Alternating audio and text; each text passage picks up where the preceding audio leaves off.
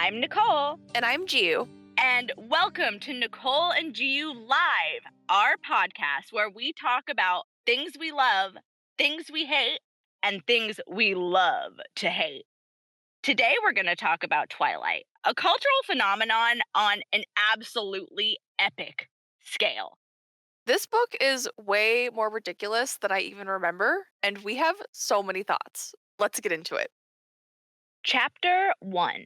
First sight. And it opens with a Bible quote. Genesis 2:17, which I don't remember what that is. Yeah, I don't remember what that is also off the top of my head. I do like the convention of using like a quote to open. I find it really, really amusing that Stephanie decided to use a Bible quote to open this book. Guess we shouldn't be surprised because it's her, but It's still. her, and she is famously very, very Mormon. There's a lot of just like pretty obvious nods to her religion, I would say. Yeah, oh, for sure. All right, I found the quote. It's, but of the tree of knowledge of good and evil you shall not eat, for in the day that you eat of it, you shall surely die. So I guess that's supposed to be like a metaphor for Bella Edward. Vampires. Bella deciding vampires are the thing. Then we have the preface. The book just opens with the only dramatic scene from the entire book at the end. Yeah. They put it at the beginning. They were like, just put it at the beginning too. It's the only drama we have. Yeah, pretty much. And also, like, I think it's very interesting how this book really, like, this whole book is kind of set up like a movie, like to start with. Like, this is very movie like. They'll like flash forward to like the end. Like, that's not usually like a very literary tactic to use. That's interesting. You know what else does that now is like movie trailers. They'll put like a trailer for the trailer and then they'll play the trailer. That's the book. Yeah, pretty much. First thing in the entire book is a clothing description. Oh yeah. I would like to like submit that Bella dresses like a 70-year-old woman. Well, they can't have her dressing too risque. That's not very Mormon of her. It's not very Mormon of her. It's not very like not like other girls of her. Like Bella is like the most not like other girls. She doesn't need to dress sexy. Guys just like her anyway. She doesn't need to do those things that the other girls are doing. I guess not. Well, not yet. Not yet. No, she hasn't gotten there yet. Just instantly after that, her streak of self-deprecation begins immediately. We're setting the tone for the whole book because she's moving to Forks because it's good for her mom. Like, her mom didn't want her to, but Bella takes care of her mom, and Bella knows that this is what's best for her mom. Yeah, because her mother would never make her move, but like Bella's self-flagellation is intense, and see her doing this a lot, honestly. Like, I kind of think that maybe we should start a count. We should. Number 1, Bella's first instance of self-deprecation begins. Then she just basically gets on a plane, gets there. She's weirded out riding in the car with her dad, which will begin a streak also of, I guess it's good that she's establishing these like consistent character traits or whatever. But I know you were saying it comes off weird that she's like so against her dad. She's in the beginning. Yeah, she's just very strange about her dad. I understand that, like, you know, she and her father don't live together, and so it is reasonable that she wouldn't be like maybe wild, but I don't know. It's just, it comes off weird. And the fact that she like refers to him as Charlie in her head, and like poor Charlie really tries his best. He does. We need a Charlie being a good dad count too. Charlie's like one of the best characters, I think. He is like one of the only truly redeemable characters in this book. I agree. And I think it would be maybe less weird. I say as a person with daddy issues, by the way, it is a little weird that she's like choosing to live with him, but is very standoffish towards him. Yeah, the whole thing, you know, honestly, she's 17. What I could see happening, like when I was 17, I moved into like a mother-in-law suite next to my parents. Like, I wasn't actually living in the house. So I get like not wanting to be very close to your parents at that age. She just seems really weirded out that Charlie loves her Yeah, and she even mentions that she's not allowed to call him Charlie, so that's why she just does it in her head. It's just odd. Bella has no human attachments. That's part of the thing. I think that like Stephanie Meyer really wrote her. She's just loose, floating around, like waiting for her Yeah, man. she only has vampiric attachments. Hmm. She gets there, she gets a car. She gets this old ass collectible car that she mentions is completely made of iron. What was it? Like a 57 something? I don't Oh, I didn't remember. write it down, but it was like really, really old. And I don't even know if it mentioned that it was made out of iron, but I think maybe you mentioned that it was, and you were like, it rains all the time. It honestly would have rusted to hell by now. There's no way that that kind of car could be in that environment like reasonably and still exist. Those kind of cars are made out of iron. They're super heavy. And Bella does point out, I think it is mentioned in the books, that the reason she likes that is because she's too clumsy to live. And so like she's like, it's the kind of car that would make mincemeat out of other cars. She's self aware. Yeah, you just mentioned that it would be like a classic car. So it's like, why are you buying a classic car for someone? And For a then 17-year-old. all right. I also noticed that she brought like nothing with her. I can't remember exactly what they said, but when she was unpacking, she had nothing basically, like a backpack or something. Like, did you move in a hurry? Why'd you do that? Yeah, I think that that's weird too. I know they do kind of mention that she doesn't really like have a lot of clothes because her clothes are like the wrong kind of clothes for Forks because she's got clothes for Phoenix. But I would like to lodge a complaint with that as well because I don't really care what your clothes are like. You're gonna like I don't think that there's that much of a difference between clothes that are sold like in the upper northwest versus the lower southwest where Phoenix is. Like I don't think there's that much of a difference.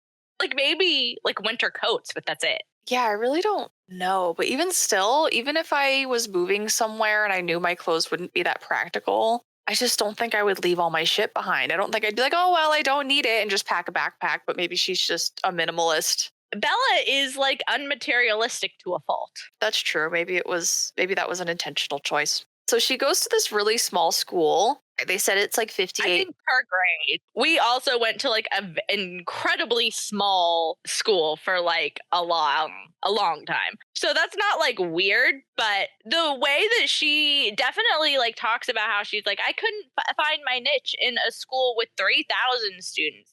How am I supposed to find my niche in a school with 350 students? And I just like I kind of think that it's easier to get along in like a small town environment. I think that she's got that backward. I completely agree. I feel like Stephanie Meyer never had a small school experience because that also glaringly stood out to me that she was like, I couldn't make friends at a school with 3,000 kids. I've done both. Like, I've literally gone to a school that had like 2 to 3,000 kids and I had no friends at all, like none. But when you're in a small school, you're like forced to interact with the same people all the time. So even if Yeah.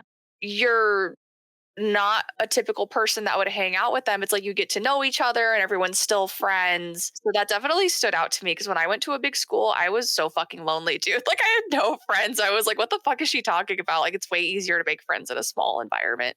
I agree. When Giu and I met when we were at a very small school, it's much easier to find friends. And then when I matriculated into like a larger class, I also had like no friends. So I think that like she definitely has that part backwards.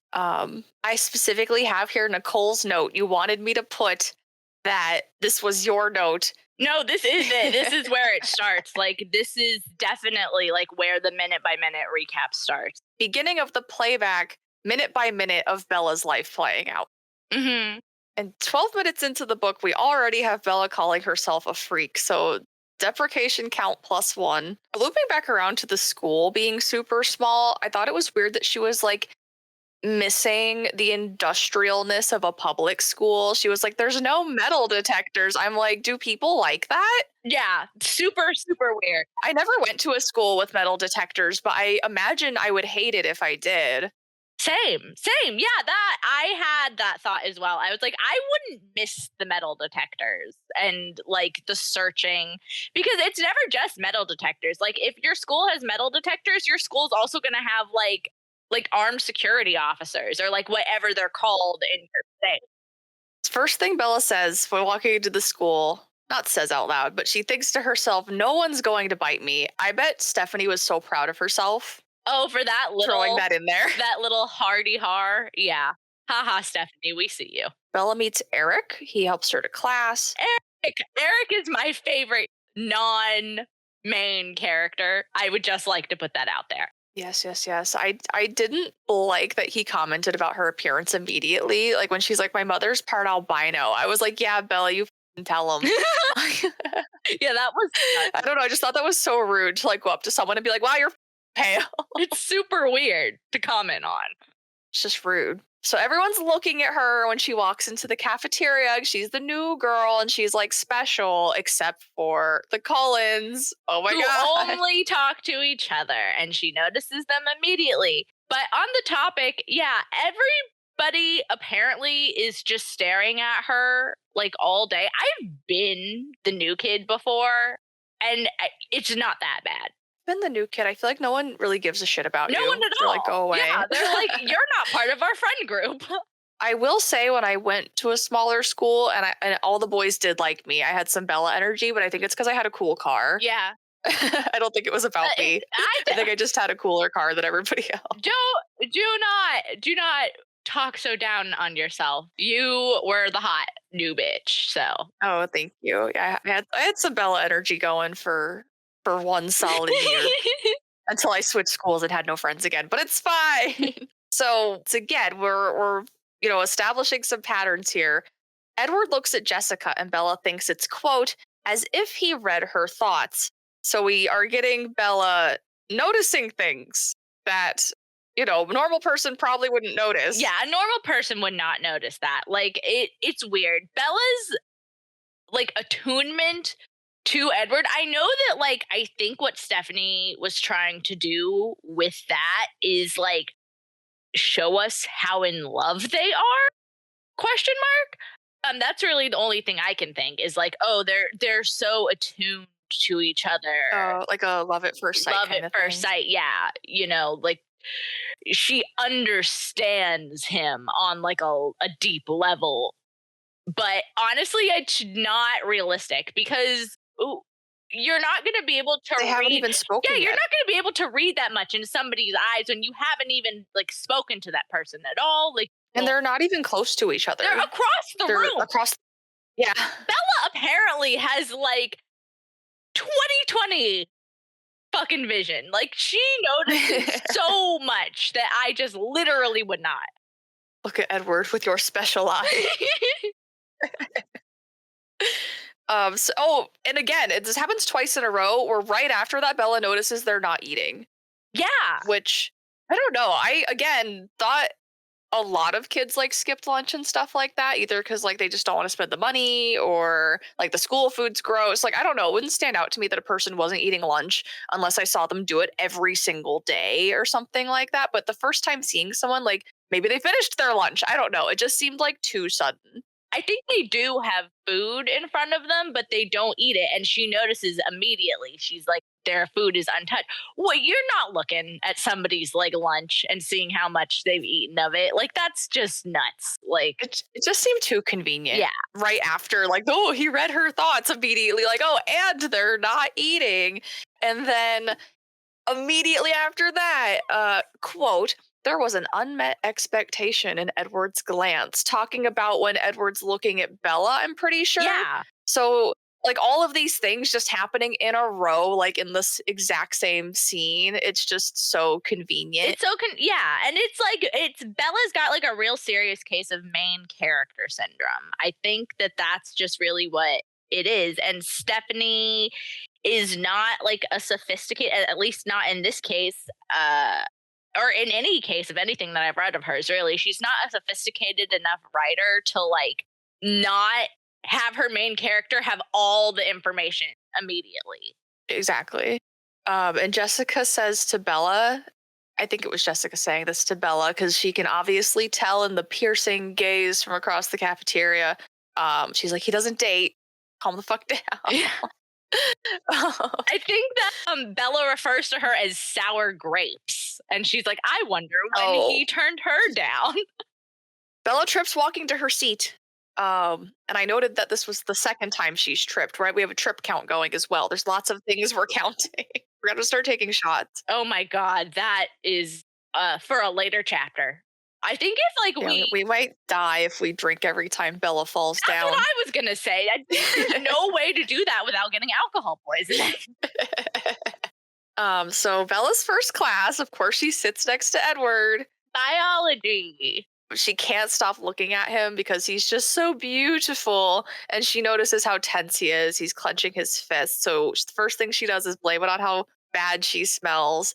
And I would like to also point out that this is the point at which she sees his eyes. And she's like, his eyes are like flat and black and like menacing. And he's like glaring at her and everything. And then this is like the fact that she notices exactly what color his eyes are in this moment. Maybe I could see it. But then like she has a real sticking point about this for like the rest of these chapters. Yeah, 100%. Then Edward runs out the door. He's got to get the hell out of there.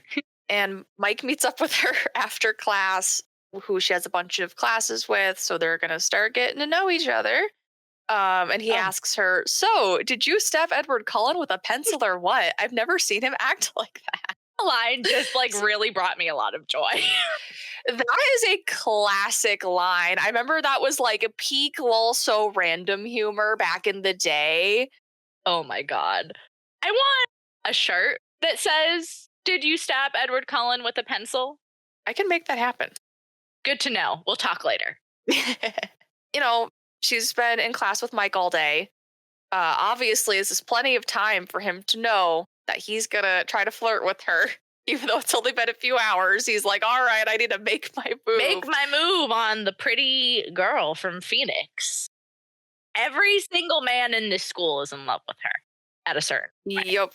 Every single one. I don't remember why she walks into like the receptionist area, but Oh, she to return her sees paperwork. They told her to Oh, get okay. all the teachers to sign slips when she like went into their classes, so she was just going to return her paperwork.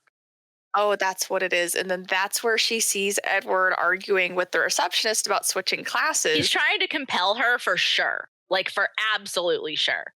And if anybody's unfamiliar, compelling isn't really something that they bring up necessarily in this series, but is just sort of like a vampire thing, where they will like look at you and be really sexy and like make you do things just by the power of their sexiness. Oh, I didn't even know that. Yeah. I don't consume a lot of vampire media, I consume so all the vampire media, so we're good. which is good because you're gonna need to fill me in on some stuff. Yes. Okay. So yeah, that he's definitely trying to compel her, like for positive. Interesting. See, I didn't even know this was a thing. Yeah, he does it several times. In one of the next chapters, he'll do it again to Bella. Stephanie never really like makes that like an actual power that these vampires have. Even though like in just vampire mythology, that's very much like an understood thing that vampires will do. Kind of like in just like the Anne Rice category of like beautiful vampires. That makes sense because she does describe him as absurdly handsome with piercing, hateful eyes in this scene. So that definitely sounds like it's relevant to what's happening. Yeah, I think so. We do love Edward. He really is just like a watered down version of all the best vampires from literature. She just took the parts she liked, I guess. It was like, there we go. We have a character. And we're going to add some Mormonism in here and let's go. and then we'll water it down a little more and boom. All right, and the very last thing that happens is Bella going home in tears because she just knows somehow magically that all of this is about her, despite the fact that they have not spoken to each other at this point. One time, not at all. Which obviously she is correct, but it just again feels so convenient for her to just know magically that like everything is centered around her. It just sounds like they didn't want to flush it out and we're just like, oh, let's just make it so she knows everything and then we can just get on with the book. Right away. Yeah. No, I think that that really is what it is because all of this like relationship between Bella and Edward, I think should have been built up a lot slower. I understand what Stephanie Meyer was doing. And I think the fact that this book is for children has a lot to do with that too, or like young adults, whatever. But I don't know. Lazy writing, in my opinion. I agree. I agree. So then she goes to her truck and we here have the name of the chapter here, what we called it, and says that her truck is her only haven in this damp green hole. What are our feelings? Do we have any feelings at the end of chapter one other than just Um, yeah, I just think it would have been easier to ship them and their relationship if it had been flushed out more because this is spoilers. if you haven't read Twilight at this point, when did this book come out? Like 2006? Yeah, something like that.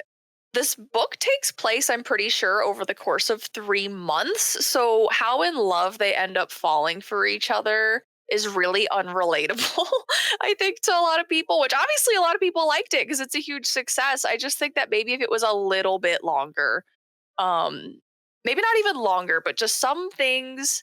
I'll say this once, I won't say it again because I feel like I could say the same thing for every chapter. Mhm. Um, like she really flushes out things that just don't need to be where like we mentioned that she's going to start playing out Bella's life minute by minute.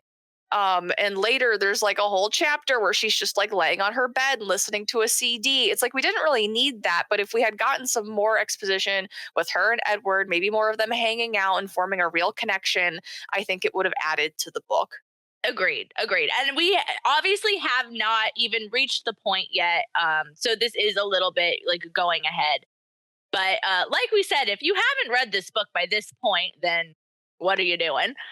But I agree. I don't really like the way that they rush into this like this deep like all we have to do is look at each other and we're like instantly like just feel the most feelings and just have all of these emotions and love. I just don't think that it's realistic or good, honestly, for this to be like held up as like an example of like a one true pairing type relationship to the youth of America. But that is my soapbox, and now I will get off of it. Yeah. Do you think he's doing that vampire thing to her? Or he like can make her fall in love? I think that there are parts, and it's not so much a like making her fall in love power. It's like in a more in the instant.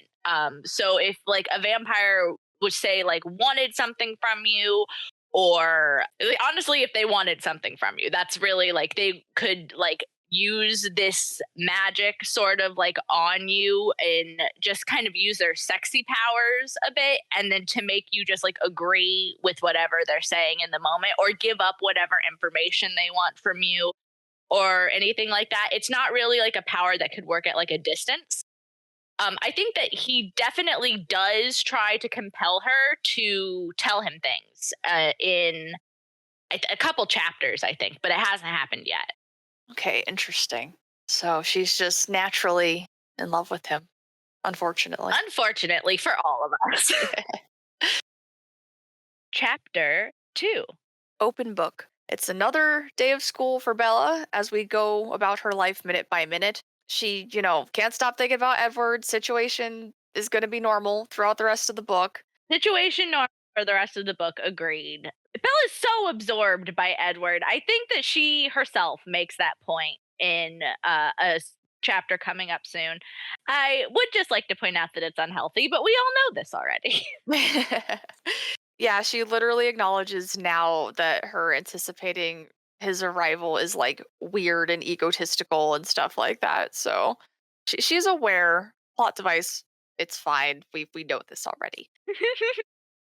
Our self aware queen, Bella. You self-aware queen. I love that. Mike's following her around. She compares him to a golden retriever because he just will not stop following her. This is the beginning of Golden Retriever Mike. Yep.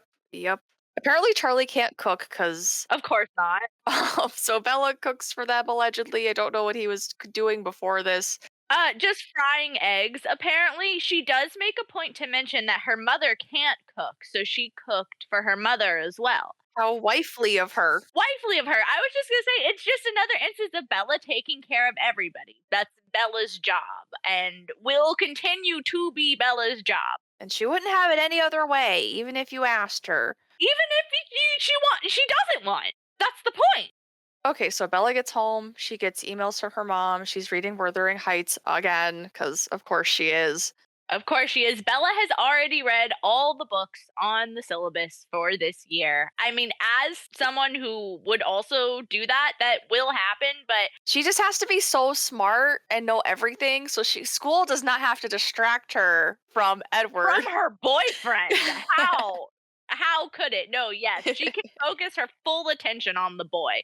She already knows everything. She notes that Charlie knows or thinks that she's not depressed enough to shoot herself on purpose when he unloads his gun belt. That was a little stray. That I also thought that that was strange. It was just a strange thing to call out. So then they're eating dinner. She asked Charlie about the Cullens, and Charlie loves Carlisle. I was like, oh my God, is this a ship? Do people ship? Oh, that's a good point. I never even thought of that. But yeah, no, Charlie loves Carlisle. I mean, same. I also love Carlisle, but He was just so passionate and like defensive about them. Bella like thought about saying something bad, and he was like, Carlisle's amazing. I was like, I think Carlisle, this might be the ship. in the this ship of the book. whole book. Yeah. Yeah, you might be right. But she even Bella says that he says more about Carlisle and the Cullens being like good people than like he has before in the entire book. Even Bella said it was like the longest diatribe she had ever heard from him. Okay, so this has been a thing. Apparently so. Charlie X Carlisle for sure. I ship it now. This is like the only context I have because never in my previous read throughs did I get this at all, but I was paying so close of attention this time. I was like, oh my God, it was here all along. I didn't know. It was hiding right under our noses. Yeah. Their love is eternal. It is. It is. So then Bella goes to school. Edward's missing. She's sad again because Bella's always sad. Bella is perpetually sad, yes. The weekend comes and goes. I think she gets some books, maybe. I don't think she does get any books. She goes to the library, but she makes a point to say that the library in Forks is woefully understocked, and she says she's going to have to go to Seattle to get books. And I'm kind of like, I've been to small town libraries, and I just feel like that's a lot. I don't know. I've never been to a small town library in like the upper Northwest. I just feel like that's a lot. Yeah, and given her taste in books, like she reads a lot of classic stuff, right? She reads a lot of classics. Yeah, no, she absolutely reads a lot of She's not classics. like us reading manga when we were 12 and we couldn't find No, it yeah, anywhere. that was reasonable. Yeah, she's not looking for like weird pulp fiction. She definitely would be happy with the good classic section, which any library will have. I just don't like the characterization of this whole town as like an illiterate damp green hole. I wonder what the people of the real town of Forks have to say about this book. I'd love to interview one of them. Yeah, I bet they're really offended. Maybe an idea for a future podcast. If you're from Forks and you want to be on a small podcast and we can't pay you, message me. Reach out. Yes. So she does or does not get her books. She goes back to school. They have a snowball fight, and Bella sees snow for the first time, and she hates it. She hates it. Who hates snow? Is what I want to know. But okay. I feel like if you live in snow, you have the right to hate snow. Like if you're an adult and you have to get snow tires, you have the right. Okay, all right. Valid. I've never. But that's like a very boring way to look at that. Like she doesn't want to participate in the snowball fights or anything. I think. Well, she's too clumsy for life. So I guess. And also, she doesn't like being cold or wet.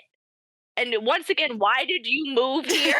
Okay. The Cullens had a snowball fight too, which I think kind of surprised her. That was really cute. I really like the Cullens having a snowball fight. I just think that's a really cute little touch. I do like when they get personality because I feel like so much of it is just them being like broody and mysterious. So it's like, wow, they're doing like a thing that kids would do. Exactly, and or, like, it's all just Edward in love with Bella or Bella in love with Edward, like, you don't really get a lot of the rest of his siblings, and they are far more interesting characters, but that is getting, like, several books ahead. Yes, yes, we will definitely circle back around to that later. So, after they come in after the snowball fight, and Jessica's like, "Oh my god, Edward's staring at you," which is weird that she's always pointing it out 'cause she's also like jealous, so it's getting mixed signals there a little bit. Maybe she just likes the drama. All the girls there, it's like all the boys in the school are immediately in love with Bella. All the girls are immediately, well, they're all already like entranced by the Cullens, so they're all jealous of her. Like, I don't think that we've met Lauren yet, but she's a Yeah, they all don't like her. I'm sorry. Um, so this is the first scene where Bella and Edward actually speak, and he introduces himself, and he's actually polite to her in the beginning, and she notices his eyes changing. She knows his eyes changed color entirely. Before they were black when he was glaring at her in class, and now they're like a warm golden color, and she can't fucking stop talking about it. Yeah. So he asks her why she came to Forks, and she just explains that she did it for her mom. And he's like, "Well, that's not really fair to you." And she's like, "But I'm just like the best person ever. So, of course, I'm going to do it anyway." Bella is a saint. She is. She is. Then she's immediately having that thing that we've all experienced where you meet someone and you tell them too much and you're like, "Oh god, I overshared." Because he's just so beautiful and interesting and out of her league. I think that it does particularly mention that, like, she looks in his eyes and is befuddled and can't help but tell the truth, which is kind of like a kind of compulsion adjacent, I would say. Okay, that makes sense. And then I guess that would make sense to have a fallout from that, to be like that is actually a relatable thing Bella did, like immediately overshare because you're nervous and be like, "Oh Oh yeah, god, they done hate that me." a million times. Yeah, not to the extent of Bella for sure, but yes, I have definitely had these thoughts. Yeah, so that was finally they speak to each other. So now maybe she has reason to like think she's on his radar, even though she At thought it all. anyway. She's finishes class and they did some sort of lab. And Mike's like, "Did Edward help you?" And she's like, "Of course he didn't. I'm the smartest person ever. Of course he didn't help me." She's pissed about that. Also, I would like to point out that Bella was in advanced placement classes apparently back in Phoenix, which this school is apparently too small to have advanced placement classes, which is a hose because like any size school will have advanced placement classes, really. But that's why she's so much smarter than everybody Or else. they would just put you in a different class. Like if she's already taken this class, like even if it's not a class you would be typically be in for that grade, they would just put her in a different class. They would have bumped her up to, yeah, to like senior science, whatever that is. Yeah, exactly. Or if like some states like do it flip-flopped where it's not like one's more advanced than the other, you just learn it in a different order. You just take the class you haven't taken. Yeah, that is a very good point, actually, because she's definitely repeating all of these classes. Like, she makes a point to say that she's repeating all of the classes. I think in the previous chapter, when she was reading the syllabus for the English class and realized that she had read everything, she was contemplating whether her mother would send her her folder of already written papers or if she would think that was cheating. Oh, I didn't even catch that. I think she should have done it. She already did the work. It's not cheating to use your own work. It doesn't make any sense. The way I would already have done that, and also, like, at this time, Bella definitely would have had those saved on, like, a floppy disk. So, Oh yeah, this was like back in the day. I think this was post floppy disk, but this was definitely, like, US But I drive. think I think a floppy disk would have been maybe in play. Like if you had one, it wouldn't be like very weird. Super, super weird. Yeah, yeah. But, like, I think, yeah, this was, like, USB stick days for sure. And then the very last thing we have is Edward creeping on her, watching her leave, and then him laughing at her when she almost hits someone, which we, again, another counter going. Edward laughs. He just doesn't do that very often, so we're counting. Yeah. I think maybe he does, like, a couple other times just at the beginning of the book. Chapter 3. Phenomenon.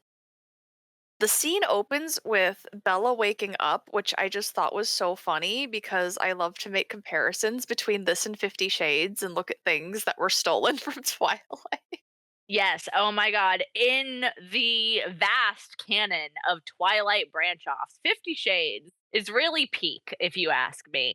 Yeah, we're gonna definitely count, I think, how many times this opens with Bella waking up, because I too also want to see, like, how much that was stolen from Stephanie Meyer by L. James, Yeah, I'm wondering if it's just a opposed coincidence. to her just being a bad yeah, as opposed to her just being a bad writer, is what I was going to say. I don't know if we've gotten there yet, but there's a point where I think Charlie hugs her hard. And L. James does that like all the time. Like I want to call her Bella. I don't remember her name, but Anna, Anastasia, Anna, she does everything hard, or Christian does everything hard. hard. Like, so when Charlie hugs Bella hard, I was like, oh my God, there it is. That's where she got it from.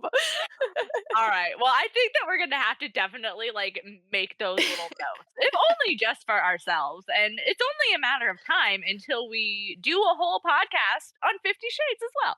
Yeah, stick around for that little bit of Of the extended Twilight universe, as we like to call it. Yes, yes, yes. All right. So she's super excited to go to school because she'll get to see her boyfriend. And she almost falls getting into her truck, which I feel like counts as her falling. So she's At fallen three least, times. at least a half, at least three and a half times. Yeah, three and a half. So as she's going there, she thinks about how all the boys like her and how she's going to see all these boys because she's just so popular. Who all like her. Again, unrelatable problems is all I'm gonna say. She's thinking about how she's, also not used to getting taken care of by Charlie, in her words. Oh, I actually think that I did want to point this out as well. This is another instance to me where it was really obvious that Bella's attitude about Charlie is just weird. Because I think he puts snow chains on her tires, which is such like a nice like dad thing to do. Like, of course, you're not gonna know how to do that, Bella. Like, you need somebody. But she's just very weirded out by the fact that Charlie would like put snow chains on her tires. And I'm like, wow, well, like, I'm glad your father doesn't actually want you to kill yourself, because she would definitely do that. Yeah, that is really weird. Maybe she feels put off by it because she's so used to taking care of other people that she's like, "What do you mean you're doing something for me? I'm supposed to do everything for everyone." But it's like a super unhealthy way to be. And that's all I'll say. Yeah, don't be like Bella. I think that Toru from Fruits Basket and Bella from this like have the same condition. Oh, you are so right. I never even like thought about that, but you are absolutely correct. Yeah, it's not healthy. Don't be like this. It's okay for people to help you with things. It is, especially things that you don't know how to do or you can't do. Yeah, it's fine. There's no shame in it. Everybody needs help with things. Just let it happen. Especially if like, especially, and I just am gonna say, and to people who don't have a good relationship with their parents, that's something else entirely. But especially, it's okay for your parents to do things for you. Yes, yes. So this is the classic part of the car crash where Eddie saves her. We started calling Edward Eddie in the notes here, and I just loved it. I kept it. I think that it suits him. It does. He's such a little Eddie. And Bella does note that Eddie is cold and hard when he like grabs her, which I just thought was so funny. Do you remember that adult novelty toy that was based off of Edward and it was sparkly and you were supposed to put it in the freezer? Oh, I do. In the refrigerator. Yeah, yeah, and make it cold. I do Yeah, that's remember what this that. reminded me of. I was like, wow, cursed memory. Oh my god. That was probably what, like 2010? My God, probably. Ah. So Bella notices that Edward was across the parking lot and he is somehow able to get over to her, move her out of the way of the car, but is not able to stop her head from slamming into the ground, which I thought was weird. Like, why? Why didn't you just like put your head under her, or why didn't you just put your hand under her head or something to cushion it? Like, if you're that fast, you like couldn't stop her head from slamming into the concrete. Okay, Yeah. Mister Vampire Pants. or vampire pants. That's a good one. And then Bella notices that he was across the parking lot and she's like, "How'd you get over here?" And he's like, "I was right here." And she's like, "No, the hell you weren't right here." And I know that she's correct in everything, and I don't want to promote like telling women that they're wrong or crazy or that you like shouldn't believe things. But in this scenario, I just feel like it's so unrealistic that everything that's happened to Bella is just she just knows exactly what it is immediately. Like I feel like if I was in an emergency situation when I like saw something and someone was telling me, no, it wasn't like that, I'd probably just be like, oh, I must have just like not realized because I was so shocked or Yeah, something. I was just gonna say, you must have just been in mild shock because you just went through a traumatic event and almost got hit by a car. There's no reason that you would like absolutely know for sure something like that trivial. So like I agree. I also do not want to promote like people lying to women or like trying to get them to say things that aren't true or like anything like that. But I too just find it like weird that Bella like is so adamant in her like knowledge of what's happening every second. Like she's like, "No, you were over there." Yeah, and she's just so positive. Like she just believes so strongly that everything she sees is 100% true or correct, which in any other scenario I think would make sense, but in this like weird supernatural stuff going on, it's like she's living in a universe where she doesn't even think that supernatural stuff is a thing. Like she's living in our universe. I would never ever be like, no, there must be this guy must have like some kind of power that like makes him fast. I would just like never think that. It just seems like a convenient plot device again. Yeah, yeah, where she just knows everything that's going on without having to be told. I agree. It is like the kind of like main character syndrome I was talking about before, where Bella just has all the information already, even though she doesn't have the information yet. Yeah, it's just convenient way to write it, I guess. I think that, like, for sure, if I was in that situation and somebody, like, told me, like, "Oh, no, like, I was right next to you. You just, like, aren't remembering it, right? And I almost got hit by a car," I would probably just, like, attribute it to shock and move on with my life. Yeah, I probably wouldn't even put that much thought into it. I'd be like, "Oh, okay, well, thank God I didn't get hit by a car." Speaking of getting hit by a car, Bella notices that there is and I quote, "a very distinct dent that fit the contours of Edward's shoulder." Like, how did she know? Like, how did she know that that was, like, the exact dimensions of his shoulder? Yeah, it's unrealistic for her to even notice that, especially, like I said, she just hit her head and, like, almost got ran over by a freaking car. She almost got squished. Yeah, and then as she's noticing this, she's like on a backboard, on a stretcher, like wearing a sea collar. So if you like don't know what that is, it's like when they strap you to like that plastic stretcher that's like a backboard, and then they put the sea collar on you so you can't move your head. That's like that collar you see in movies where it like keeps your head still. But she's wearing all of that on a stretcher being put into an ambulance, and she's somehow able to like look around and like see the car and be like, yes, it's the exact dimensions of Edward's shoulders. Like, okay.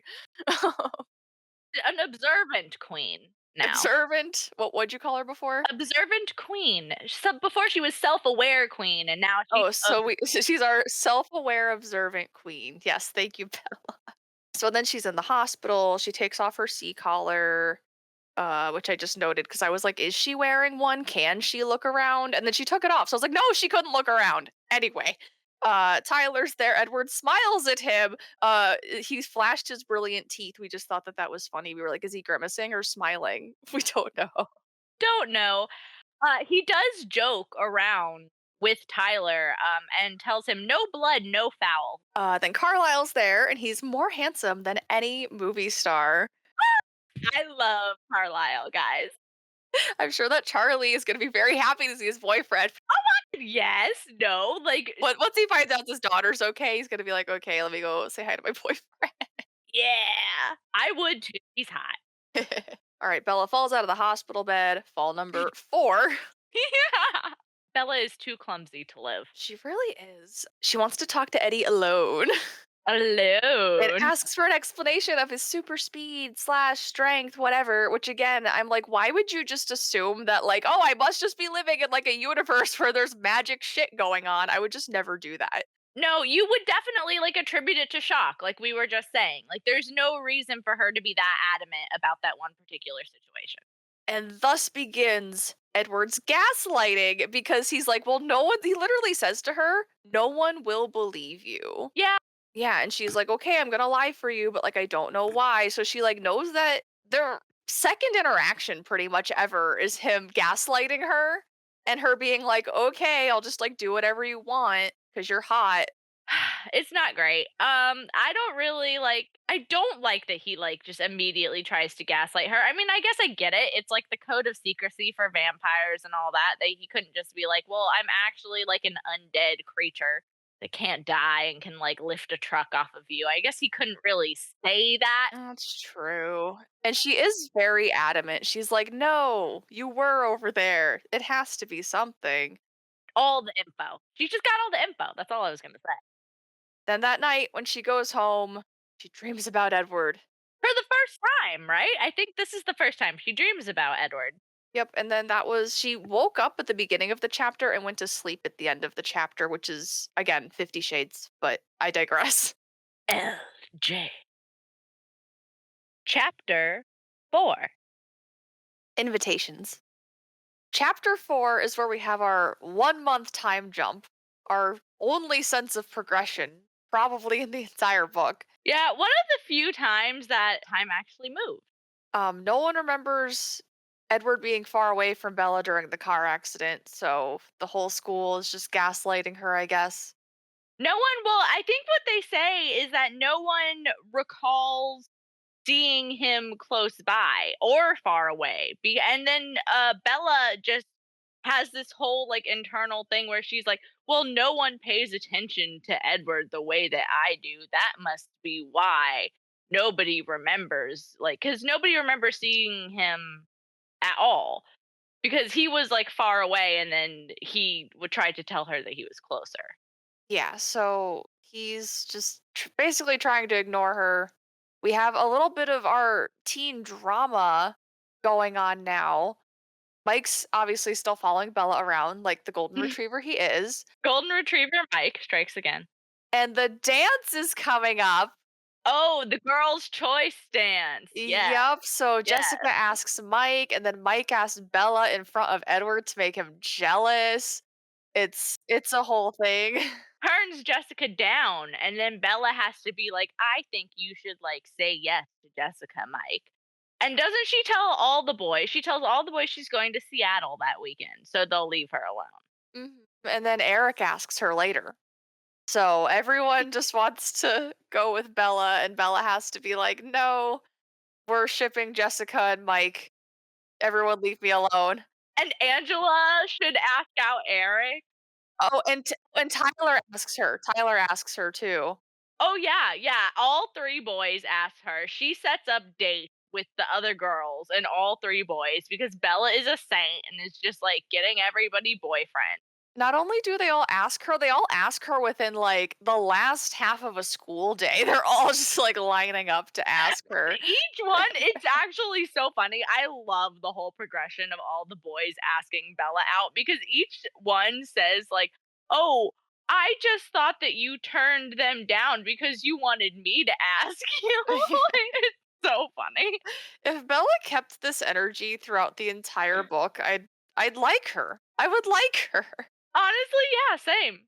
Same. Keep it consistent, Bella. She can't. Mhm. No, she can't. It's impossible. So speaking of boys talking to Bella, Edward speaks to her for the first time in a month this day, and he says that they shouldn't be friends, which like you literally weren't. Like why did you say that? Yeah. Just Edward being gaslighty as usual. Yeah, yeah, no one's surprised, obviously, but just why? You could have said nothing and then we wouldn't have a book, so whatever. Yeah, I guess then we wouldn't have a book. And honestly, isn't it better to Yep. have loved and lost than have never loved at all? I suppose so. So Bella's like, I'm gonna leave Edward alone, even though she was literally already doing that. She's like, I'm definitely gonna leave him alone now, even though he approached her. Again, like I wish she would keep this energy. I really like aloof Bella. So anyway, she makes a real plan to go to Seattle because then she's telling the truth. She makes a real plan to go to Seattle. I actually have a bone to pick with this because she makes a plan to go to Seattle because she says the Forks Library is so devoid of anything that she has to go to Seattle to find books. And I have a problem with that. I think that the Forks Library is probably fine. I feel like it should be fine for her taste because they make her like a lot of classics. Oh, So they definitely have, like, every Jane Austen book. Every single library will have that kind of stuff. Like, the classics, like, definitely. yeah, I agree. If she was trying to get some weird shit, like I remember when we were kids and we're trying to get manga, like nowhere had it. Like the Forks Library Oh, probably doesn't have that, but she's literally reading like stuff that you'll find anywhere because everyone reads it. Okay, so then we have Edward and Bella's first real conversation. Holy shit.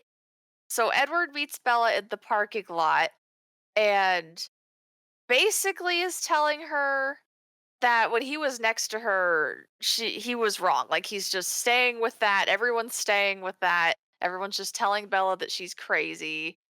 he's, like, fully gaslighting her at this point. I kind of don't understand why he doesn't try to compel her, like, now, at this point, but he doesn't really make the effort to do that. He just kinda tells her that she's wrong, like, to her face, which is just, like, regular gaslighting, not, like, gaslighting with, like, special powers, which is essentially what, like, compulsion is.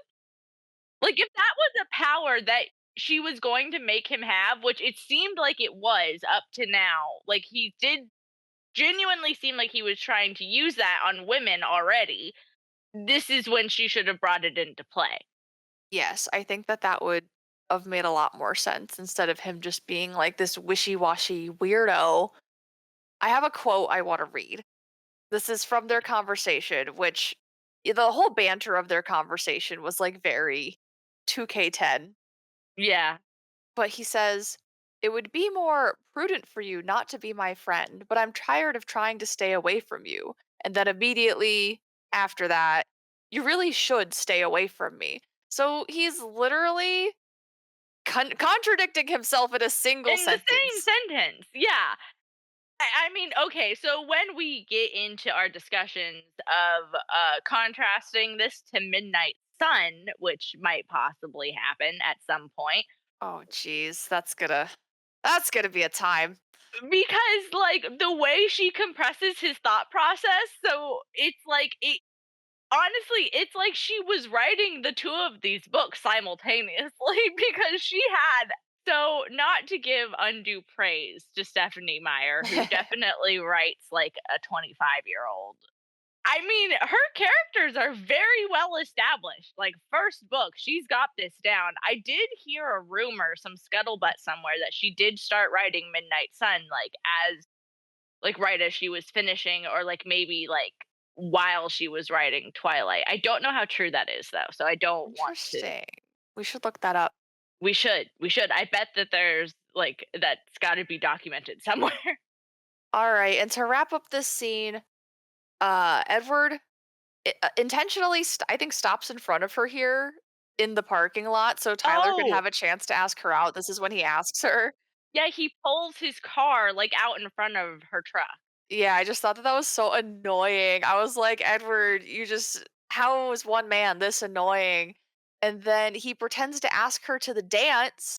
Or Tyler does ask her to the dance. No, Edward pretends to ask her to the Oh yeah, dance so yeah, he yeah. can be like, "Oh, do you want to ride to Seattle?" Oh yeah, yeah, because like he makes intonations like, "Oh, you the day of the dance. Like, do you want Yeah. to do this with me?" That was actually kind of funny. Bella contemplates hitting his car when he's Oh, parked she should there. have. She should She have. absolutely. I would have made the whole book. I would have loved that. Yeah, I mean, she's right. Like, she could have just tapped it real gentle, like just kind of scratched the paint. He deserves it. He can Just afford it. scratch the paint a little bit. Yeah.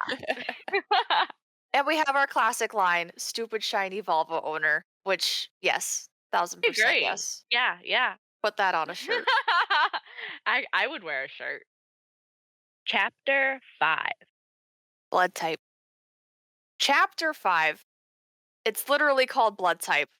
And I Yeah. just felt like Stephanie was probably so proud of herself for thinking to put this as a setting for what is about to happen in class. Yes, yes, very clever, Stephanie. We see you. So Bella's bad and she gets to class late, and Mike's upset because he's always upset for some reason. Yeah, he does get over it though, like a good little golden retriever. They can never be mad for long, you know? Always want to bring you your newspaper and wag their tail. Yep, yep, and he wants to go to the beach really bad still. He wouldn't forsake Bella in that regard. Okay, listen. I have like a point about the beach. Mike really wants to go to the beach and it's supposed to be 40 degrees. I actually am in full agreement with Bella about this one. That sounds awful. And I would never go. Like I would be like, "No, see you later. Like y'all have fun." Yeah, I could just not do that instead. Exactly. They have a Exactly. fire and stuff though. I like a bonfire. Okay, it's like fair point, but like when it's like 40 degrees, a bonfire's not doing that much. I guess, but I don't know. If you're from the north, is 40 degrees cold? Is it very cold? Okay, 40 degrees is cold. 40 degrees is cold to me because I will admit that I am from Florida. So, you know, it's relative, I suppose. To me, that's freezing. I'd probably go and then be sad the whole time. You would have the foresight to stay home, and then I would go and be like, I don't know why I went. Everything is cold and I am wet. So then she goes to the cafeteria and Edward's not there, and she's so sad that she can't even eat. She's so sad. All she's like, I'm lost my appetite. I'm just going to get a lemonade. Okay, Edward does show up at some point though, right? He does, yeah. I think that she notices that he's not sitting with his family, so she thinks that he's not there. But then Jessica, when they're in the lunch line, is like, Edward Cullen is staring at you again. And like she looks at her and he's like sitting there and he like crooks his finger at her, like, come hither, That's Bella. very spooky of him. It is a little spooky. He starts talking to her and he's giving her these mixed signals of like, I want to be your friend, but also like, I wouldn't be a good friend for you. So the gaslighting continues. The gaslighting continues and is ever present, and like I don't know, like I he's like, I'm tired of trying to stay away from you, and I'm just like, ugh. Oh, this is the part where he says, most people are easy to read except for you. Oh yeah, yeah. That got me. He's just not even trying to hide it at this point. We're No. barely even a quarter into the book. He's just like, ah, let's just put it out there. My family secret. Meh. Yeah. Who Well, cares? he does say that he's like he hopes that she doesn't understand what he's saying. Like she makes a point to be like, "You enjoy the fact that I don't understand anything you say." And he's like, I'm counting on it. And just like gaslighting to the nth degree once again. Like He's I showing mean, zero self-restraint. no. None. Cuz like by this point in Midnight Sun, he's like seeing her face in the stars. So, you know. This is also the scene where he's Bella's trying to figure out, quote, what he is. And then they have the conversation where she's like, are you like Peter Parker or Bruce Wayne? And I think that he says he's like evil or something. He's like, what if I'm not like one of the superheroes? What if I'm the bad guy? Or I'm the villain? Oh, that's what it is. I knew there was like a classic Twilight line right here. I was like, what is it? It's on the tip of my tongue. Yeah, yeah. And then she's like, "Oh, you're dangerous." And then he's like, "Do you think so?" And then she's like, "But not bad. You can never be bad, Edward." Your notes in all caps say he's dangerous. It's so good. All right. So then Edward tries to convince her to skip class, but she was already bad Bella for being late. So now she has to be good Bella and go to class. Go to biology class. He says specifically that it's healthy to skip class sometimes, which is funny. I guess it would have been true in this case, but that's a little too future predicty for me. Yeah. Well, like he knows. He knows that like they're blood typing today probably because he read Mr. Banner's mind and like knows that they're blood typing and he's like he can't be around all that blood, so he's like, Oh, that makes sense, but I meant, like, him saying it to Bella, being like, "It's good for you." Like, he doesn't know if it'll be good for her, like, doesn't matter to "Oh her no. until she That's faints, true. then it would have been better if she didn't do it. That's very true. He doesn't know that yet." They go into class and they start the blood typing thing, and Bella almost immediately faints. Oh my god, like, she doesn't even have to see anybody bleed, like, just seeing the micro lancet that they use to prick themselves makes her queasy, and she, like, lays down on the table, and, like, I know some people get sick at the sight of blood, I personally don't, so maybe I truly just don't understand, but that seemed a bit extreme to me. It did seem like a lot. I will say though, like, I have seen blood and, like, gotten faint, but not like a drop of blood, like Gee, you went to EMT school, like, you I know. did. So I'll make it short. The instance I'm talking about is someone tried to start an IV and like missed or something. I never started IVs, so I don't know how that works. But they had to take out the catheter and blood started pouring out of the patient's arm onto the floor and it made me feel so dizzy that I had to sit down because I felt like I was going to faint. And I don't know why I reacted that way. It never happened before or after that, but I'm just saying, I guess it does happen because it happened to me once, and I very silently had to sit down and not draw attention to myself because I was like, "I'm not going to faint in front of a patient. That's a bad idea." It's a bad idea, yeah. Yeah, never happened again after that or before, so no clue. That's so interesting. I wonder if that was just from the shock of seeing so much at once or like what? That's an interesting psychological study. But Yeah, I wonder if is that's, like, on a, like, biological level, like, brain, no blood, leave body, bad. it's entirely possible. So she faints. Mike's like, I'm going to take her to the nurse. And then Edward gets upset. Oh, well, Mr. Banner asks for volunteers and Mike of course volunteers because I think Bella says specifically like, "Oh, that she knew who would volunteer even before he said anything." And of course it was Mike. Yeah, why wouldn't it be Mike? He's there for her, just like a golden retriever would be. He's there for her, and he wants to, like, hold her close and, like, let her lean on him as she's feeling sickly. As they're going to the nurse, Edward sees Bella laying her face on the Oh sidewalk outside. my god, that part freaking sent me. Oh my gosh, the part where she's like, "I laid my face on the ice cold pavement." I'm like, "Well, that's gotta be great for your skin, Bella." Edward gets upset for the first and only time in the book where it makes sense. Yeah, yeah. So he effortlessly picks her up. Bella casually drops her weight at this point, which I won't repeat, but it just made me laugh, I guess, in a bad way. It stood out to me. I was like, okay, yeah, you're so tiny and dainty. We know, we're aware. We are aware, Bella. Yeah, You're perfect in every way. I noticed that as well. I didn't like, it was a little distasteful to me too. A very low weight for somebody her age. And then Edward makes fun of her for fainting because the irony of it all that she is. That she gets faint at the sight of blood. The irony. Yep. Literally, from the iron in the blood, the irony. Ha! Haha. Okay, so Edward bullies Mike into letting him actually take her to the nurse's office. He doesn't even bully him really. He just kind of like scoops Bella. Was just like, Wha- "I'm gonna wha- take her now," and just like grabs her and walks off. Like my yeah, what's Mike gonna do?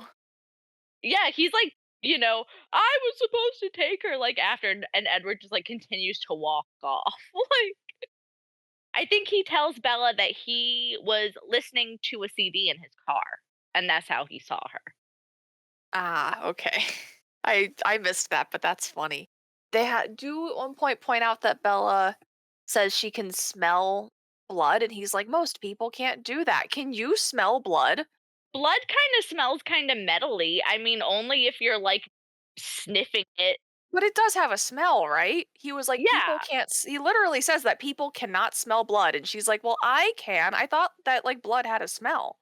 No, blood definitely has a smell. I can smell blood, yeah. Okay, yeah, that's what I would figure. I just thought that that was so weird of a thing to be, like, not like other girls about because I was like, "I think people can just do that." Like, why does Edward argue with her about that? Oh, then Mike tries to get back at Edward by bringing up the beach in front of him.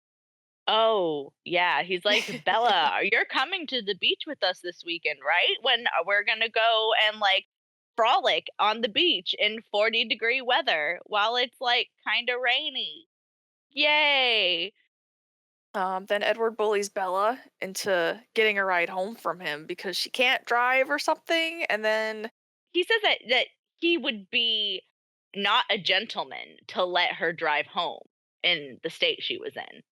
then they both like Claire de Lune. Wow, they're meant for each other, obviously.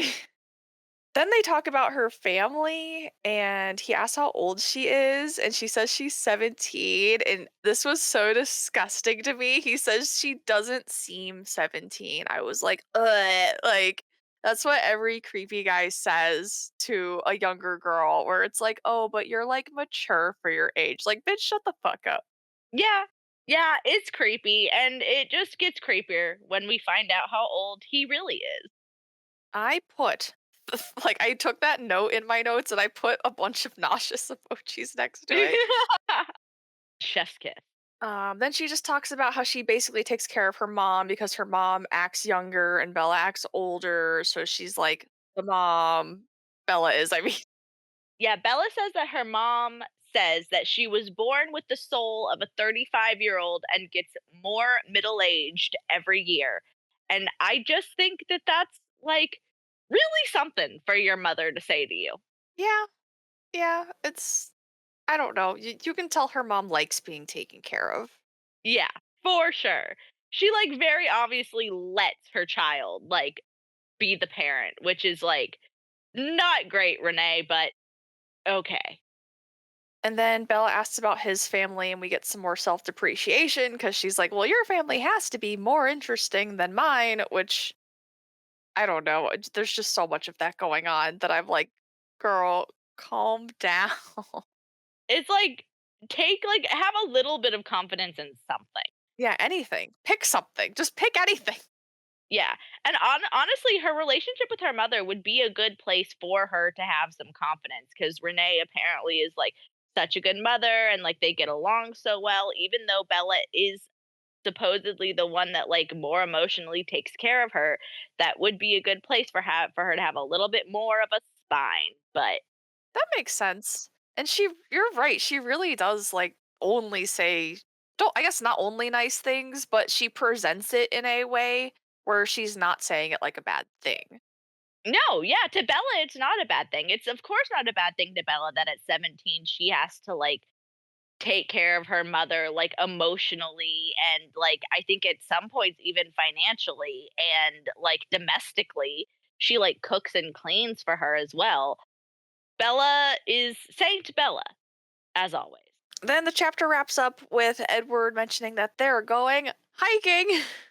Hiking. Yes, hiking at Goat Rocks near Mount Rainier, I think. Which will come back up later because I'm pretty sure that Bella asks Charlie about it in the next chapter. Edward smiles crookedly. Had to point that out because I remembered reading this and being like, "Oh my god, they like never ever smile," but he does a couple of times. He And only does. at Bella.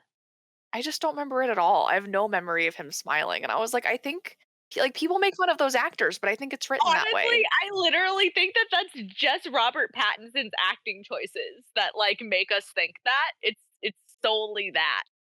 I Like just like maybe it is. It like infiltrated my brain. I was like, yeah, they just like don't smile in the book, I'm pretty sure. So now I'm noticing, I'm like, oh, it does happen a couple of times, at least twice now. I don't remember how many times I've pointed out, but at least this is the second time, possibly the third. yeah, yeah, smile count. Drink every time Edward smile. And drink every time Bella falls down. Oh, no. Be, like, dead by the end. Chapter 6. Scary stories. All right, so next we have our anime beach episode, Twilight style.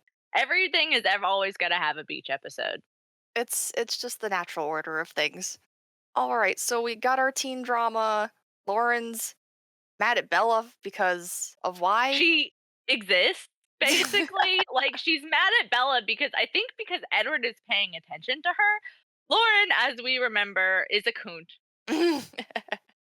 And then I think Jessica's also upset because Mike wanted to sit next to her in the car, and then Bella has to like convince Mike to let Jessica like sit between them. Yeah, that was pretty good. But Saint Bella, she's matchmaking as usual. We actually had Nicole pointed out a very nice beach description, so we wanted to just give at least 1 point to Stephanie. Absolutely. Absolutely. Like, very nice setting of that scene. Like, I actually thought it sounded gorgeous. It did. She like had a very nice description of just like the wildlife and everything, which you just kind of don't expect from something like this. So thank you for at least that. A nice little breath of fresh air to have like a genuinely well written passage. Yeah. So then once they're there, Bella reminisces about falling down in tide pools when she was a kid, and then they go to tide pools where she falls down some more, which is number 6 instance of her falling down. Yeah. I also would like to point out that a lot of Bella's memories, just in general, throughout the book, involve falling down, which I think is really funny. It's almost relatable. Almost relatable. Almost. As like a fellow clumsy girl, yes, but Bella to an extreme. And then this is where we finally get our first instance of Jacob and his little gang of wolves. Well, the wolves, the soon to be wolves. Jacob has a ponytail. He does. Oh my god, I literally put it in my notes. I was like long hair Jacob. Like I just had to point it out. We love long hair Jacob, little baby Jacob, before he has his like crazy alpha wolf growth spurt. We love his extensions or wig. I don't know what he was wearing in the movie, but Man, I guess okay. So I guess to be fair, he has not become a wolf yet at this point. that's true. That is true. But Jacob comes and sits down and Bella starts talking to him, and then Lauren's jealous again because Jacob likes Bella. Yeah, and I think that Lauren is like, well, why didn't you just invite the Cullens, Bella? Like, she's so salty. Like, it's ridiculous. Like, sour grapes. Yeah, she's definitely trying to start some drama right there. So then Sam comes in and just is like, "No, they don't come here." And then Bella turns on the charm to try to get information out of Jacob. Yeah, she's like, well, what the heck is going on with that? Why don't the Cullens come here? What are y'all talking about? Like, she's like, oh, my boyfriend? You guys don't like the Cullens? Yeah, and this like kind of felt made me feel icky. There's a part where it's described that Bella looks at Jacob and she's trying to do it in the way that Edward looks at her. Oh, yeah. Like, she's trying to, like, actively, like, I mean, Like, this is they're just, describing how she's trying to manipulate him by flirting. I don't know, and I was like, and "Wow." she's conscious of how she's trying to manipulate him. Like, it's not even just like, oh, I'm clumsily flirting because I don't know how. It's like she's consciously like, I am trying to flirt with you to get information. Yeah, and I didn't catch that the first read through. I thought that she was just like especially spoilers a little bit, I guess, but in book 2, I kind of thought that she just like wasn't being honest as opposed to going out of her way to be dishonest. Does that make sense? Like she was just withholding the information that she didn't like him as opposed to actively trying to trick him. Um so what rereading that I was like, "Oh, what the hell?" Actively a terrible person. I just like this is when honestly I lose a lot of respect for her just like as a character. Not that I had a lot of respect for her. She doesn't really like she doesn't she's kind of just like the whole point of Bella is that she is the same texture and consistency as white bread and milk. That was good. It's true. She's a little bit bland, but I guess this is a personality trait. Manipulative. That's a personality trait. that she's like manipulative. Yeah, definitely a personality trait. So then we get some backstory. Jacob ends up telling her, he's like, I can't tell you. And she's like, it's okay, Teehee, I'm not gonna tell anybody. And he's like, okay, I'll tell you. All these men are just like, oh, Bella's cute. I don't care that I have like these lifelong family secrets. Let's tell her everything. So he tells her the story about like the werewolves and the cold, or like the wolves, I think he doesn't call them werewolves, and the cold ones, The cold one. and how they are enemies, and how humans cannot be around the cold ones because it's dangerous. Yes, it's like his native tribes like ancestral legends that they're descended from like these wolves that then the wolves were like their brothers and the wolves helped defend them from the cold one and they become wolves and he just shares like this whole like ancestral history with Bella like in the guise of I think he asks her like do you want to hear a scary story which is Yeah. a little bit dismissive of like his cultural traditions but like I mean they're not my cultural traditions They're so horny teenage boys. You don't need to have respect. I guess that's fair. Completely joking. Completely joking. Absolutely joking. It does come off a little weird.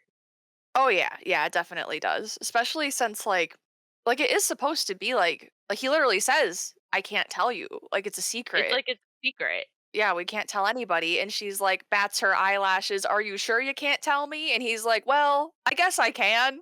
Yeah, not the thinking with the wrong head, Jacob. And then Mike shows back up, and Jacob's like, is that your boyfriend? Because everyone has a crush on Bella, obviously. Everyone thinks that Mike is her boyfriend because he won't leave her alone. And again, like Bella, I guess he hasn't like been forward with Bella about like, hey, I like you, but it's obvious. And she hasn't told him no. She hasn't been like, hey, let's just be friends. Like maybe she could have done that, but like Mike should take the hint. Yeah, he should definitely take the hint, absolutely. But also, you're right. Like Bella is like the queen of like ultimate passivity. She doesn't like lead him on necessarily, but she doesn't ever turn him down. She doesn't correct it or tell him that like, oh, I'm sorry, I'm not into you like that, or like, I think we're really good as friends. I guess it's establishing a pattern, and I'm just now connecting the dots because I'm like, oh, she's doing with Mike what she's going to do to Jacob in the future. Yep, so that's the beginning of Jacob and leading him on for the next, I don't know, canonically like 6 months or something. Yeah, but it's like the next what, like the whole rest of the books until the fifth. Oh my god, we cannot get into the fifth book right now. Chapter 7. Nightmare. The next chapter, Bella's finally starting, guess not finally, very quickly starting to connect the dots between Edward and the vampires. Oh yeah, she has a prophetic dream, which I found pretty amusing because I don't think that that power necessarily continues, but she's kind of been doing that a lot. Like, and I don't know if it's supposed to be some kind of like, oh, she has like some kind of deep soul connection with Edward, but she literally had a dream where he has like pointy teeth and he's like beckoning her with like dark eyes, and literally Jacob turns into a wolf. So I'm like, nice prophetic. Yeah, it's very on the nose. It is not subtle in the slightest. So her prophetic dream happens and she wakes up and she Googles vampires. Yeah, she's just starting to make all the connections. She's starting to make all the connections once that happens. Yeah. She's really, which I don't honestly know that I would have jumped to vampires already. I But don't think so either. I think at this point in the story, I don't even think I would have jumped to supernatural. Like her clues were like, I guess skipped the blood typing test was weird, but like he just like kind of wanted to skip class. Like that's not that weird. And then like he doesn't eat. And what was the other one? Oh, he didn't go to the beach and Jacob told the story. So I guess that's like the biggest clue. And then I guess that in combination with the blood typing test specifically wanting to be skipped, maybe. yeah, but honestly, I think that if like, if my friend had told me some sort of like cultural like I don't know, I don't think that I would take that like at face value and then just suddenly be like, okay, well, They must be I vampires. guess I live in a universe where mythological beings actually exist. Like my brain just would not go there. Same, same. And she tries to rationalize it to herself. We thought this was so funny. Quote, if it was a reflex to save lives, how bad could he be? Talking about how he saved her. Yeah, I don't think that's a really good metric for, like, anything, but, like, okay, Bella. She's, like, very convinced that Edward is, of course, like, a good little angel baby. Like, I didn't let the person I want to boink get murdered. I must be a good person. I must be an angel. And then we have a scene at home later. She's just like doing homework, but she is thinking in her head about like what she would do if he was a vampire. And she thinks to herself that it's hard for her to make decisions, which just goes back to what we were just saying about how she's just so passive about everything. So she has an ounce of self awareness. She knows that she has this problem. She does, at least. Bella, I think we've said before, Bella is our self-aware queen. So, That's true. That is true. That is one of her character traits. Oh my god, we were dying at this part when she opens the window and is surprised it doesn't stick. Stick. Right, okay, yeah. So, like, that is just such a little throwaway line in this book, but it just kind of, like, makes me really think because, like, having read Midnight Sun, which is essentially just like this, but from Edward's point of view, and it's like 5 times as long. It like, there's a scene in which he, like, uses WD-40 on her window because he's, like, been, like, in her room, like, creeping at her while she's sleeping, like, already. But just, like, honestly, that was my favorite part of, like, the entire Midnight Sun book was specifically that Edward brought WD-40 for her window. Oh my god, me too. I was dying. I was like, he is not putting WD-40 on her window. And then when you go back and read Twilight and it's here, like it's It's written in right here. here. It just brought me, like, a lot of joy. I was, like, 10,000 points, and this is why we fucking love Twilight. I know, it's so unhinged that it's just incredible. So then she goes to school again. This was just gross. Like Mike touches her hair and is like, "Oh my god, there's like red in your hair." And we're like, "Ew, like don't touch her." Don't touch me, don't touch me ever. Like, Yeah. literally, do not touch me, sir. Don't touch my hair. So social distancing now. Like, yeah, after 2020, nobody would be up in there touching her hair like that. Absolutely not. The Cullen table's empty once again. Edward's still not there. Oh, because it's sunny. It's sunny out today. Yep. That's why Bella's having such a good day, and that's why. Oh yeah. Oh, that's interesting. That's like the one thing that like I don't know. She's trying to make them opposites. Like she, can't stand the sight of blood. Interesting. Yeah. But yeah, she is spiraling downward in misery, is how they described it, because she didn't get to see him at lunch. Bella's drama. Yep. And then she ends up deciding to go dress shopping, which is interesting. With Jessica and Angela and Lauren, the Uh coon. oh. Drama. And then she's reading a book at home later where everyone is named something Edward Okay, adjacent. so she's reading Pride and Prejudice. Well, she's reading like a Jane Austen collection. So it has like all of the Jane Austen books. And so I think she starts on Sense and Sensibility, and the main love interest in Sense and Sensibility is Edward, and then she switches to Mansfield Park, which the main guy in that is Edmund, and she's like, weren't there any other names available in the late 18th century? And I was like, that, dear Bella, in itself is a clue. Hint, hint. Chapter 8. Port Angeles. Bella and Angela and Jessica are finally going dress shopping for the dance that Bella's not going to. Yeah, I think she like says something at first at the beginning of the chapter. She seems like really genuinely excited to be hanging out with the girls, which like I get. Sounds like fun. Like a bit of shopping. We love shopping. A little bit of girl time. But what's her name? Lauren? She's not there. Lauren's not there. Yeah. Fuck Lauren. And then they reveal to her at one point that Tyler has told everyone that Bella and him are going to the dance. To prom specifically, because I think there's like a dance that's happening that's like the I don't know if they call it the Sadie Hawkins dance, but it's essentially like the Sadie Hawkins dance where it's like the girls ask the guys, but all the guys ask Bella. But I think Tyler wants to take her to prom. Oh, so is that different? Yeah, this is like Okay. the Sadie Hawkins dance, effectively. Like the girls ask Okay, the so guys. the very American of them to have multiple dance. Oh yeah, for sure. That part struck me funny because, like, not with a dance, but, like, that's happened to me. Like, one time in high school, like, I remember being in art class and someone was like, "Oh, are you going out with so and so?" And I was like, "What? Who is that?" And they were like, "Wait, you don't know who that is?" And I was like, "No." And they were like, "Oh, well, he's telling everyone that you guys are dating." That's relatable to probably almost no one, but I did one time meet a guy that was insane enough to create a lie like that. Oh dear, yeah, that's no good. That's totally nuts. After that, Bella starts prying for more information about the Cullens because she can't help herself. She's just curious. And I think doesn't Jessica tell her that like they all go out of town to go camping like Yes. whenever the weather is nice? Like even Dr. Cullen Carlisle, my husband, my Yeah. love. Yep. Even Carlisle.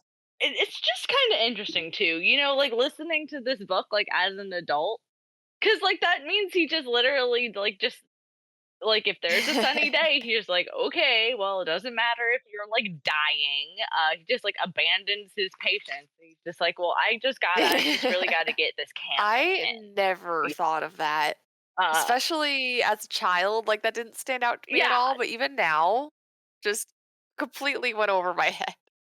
There must be another doctor on staff. I'm sure. No, I'm sure there's like other doctors because otherwise he literally Yeah. couldn't do it. Like he works at a fucking hospital. Yeah, no, that's a good point. He just wouldn't be able to. They'd be like, "No, you no, like you can't do that." So then Bella decides she needs to go to a bookstore because she can only take so much girly shit. I do love a bookstore. And pretty much immediately a group of men start following her. Oh yeah, she's like separated from the group for like 2 seconds in like this tiny little like sleepy like Washington town, like Pacific Northwest at least, northwestern. It is Yes. Washington, yeah. Just immediately, like she finds the skeeziest like segment of the population They can sense her presence. anywhere in Bella's vicinity is like target acquired. They sense her presence and just flock to her. Perfect opportunity for Edward to just show up out of absolute nowhere and drive in. And save Bella, save the day. Which I mean, like, applause. That's like probably like one of the few like truly like good things that Edward does. I mean, honestly, like I know we're making fun of it, but like the realism of like women not being safe, like to walk in certain areas is like non withstanding to like our commentary on like the ridiculousness of this situation because it is very true that like women are like targeted like at a vastly like higher rate Oh, than men in that absolutely. sort of situation. And like we do applaud Edward for like stopping that situation. No one wants that. He may have been stalking her to get there, but he did something nice in a roundabout way. Yeah. Yeah. So like we will give kudos where they're due. Yep. Yep. Good job, Edward. You did at least one good thing. So then they go and like meet up with Angela and Jessica again, and they're like, "We're freaking out of here." Edward takes her to go meet them at the restaurant and they come out and they've already eaten. We already ate, Bella. Sorry. And Fuck you guys. We're out of here. yeah, which is like wild to me because like I just like I can't imagine a situation in where I'm like in a different town with like a friend that like I drove there with and they just like don't show up. They just leave. How far is where they are now from where they live? I think like an hour. I can't remember exactly what they said, but Port Angeles is definitely like outside I of wonder if they're Fort just like pissed at her. just for being too pretty. Just for like hanging out with Edward out of nowhere. Well, I mean, that's true, but, like, they didn't know that, like, Edward had come to save her. He just, like, shows up with her, and they're like, "Oh, sorry, Bella, we already ate." Like, we weren't, like, concerned about where you were at all. They were chowing down while she was about to get essayed. Wow. Yeah, exactly. Like, Bella has shitty friends. Wow. That's horrible. So Port Angeles to Forks is 1 Yeah. hour and 6-minute drive, according to Google. Alright, yeah, about an hour outside of Yeah, Forks. imagine going out of town with your friends and they're like, "You can find your own way home, right? You're good, right? I know we drove here together, but, like, Or just, like, it doesn't matter, like, yeah, or you're just like, "We're just gonna leave you to fend for yourself in, like, a strange city." we almost got essayed 5 seconds ago." Yeah. I mean, they didn't know that to their, like, No, but did they ask? Did they ask? They weren't like, "Bella, how was the bookstore?" They were like, "Well, that ravioli was great. Late a bit." they didn't. They did not ask. They already ate. Peace. Like, Okay, I will stop shitting on them. We could move on. So they end up going and eating dinner, just Bella and Edward.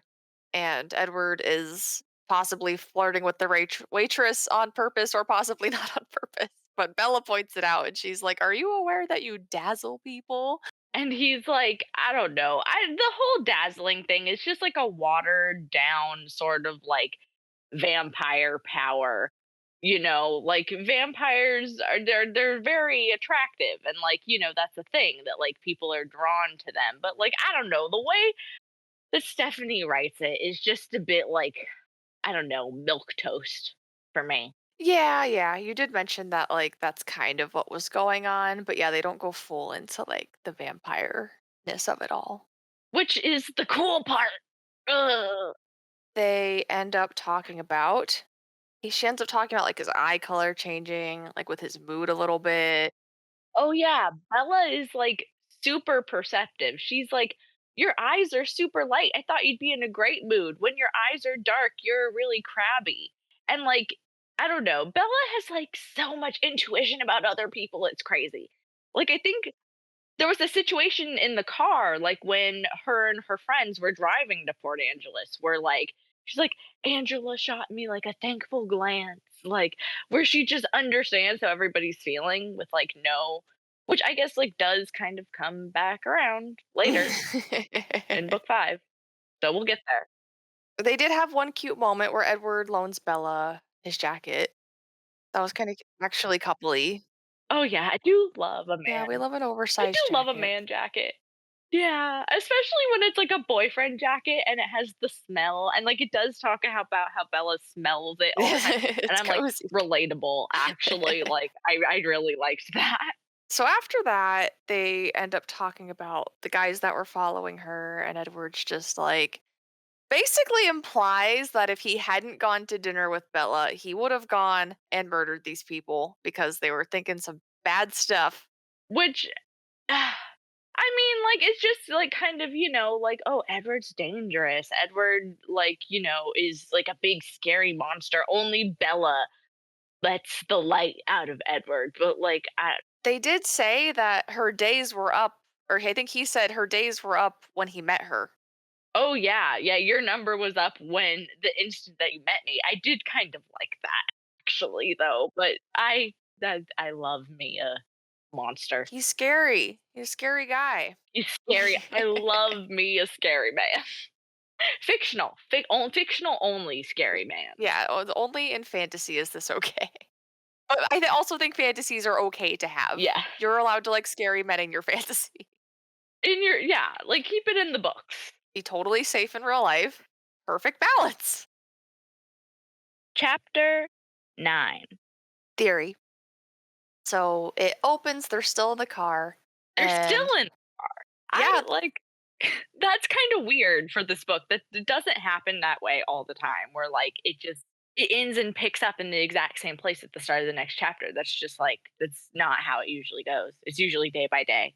yeah, she actually did something a little different this time. Good for her. Yeah, Mhm. changing it up.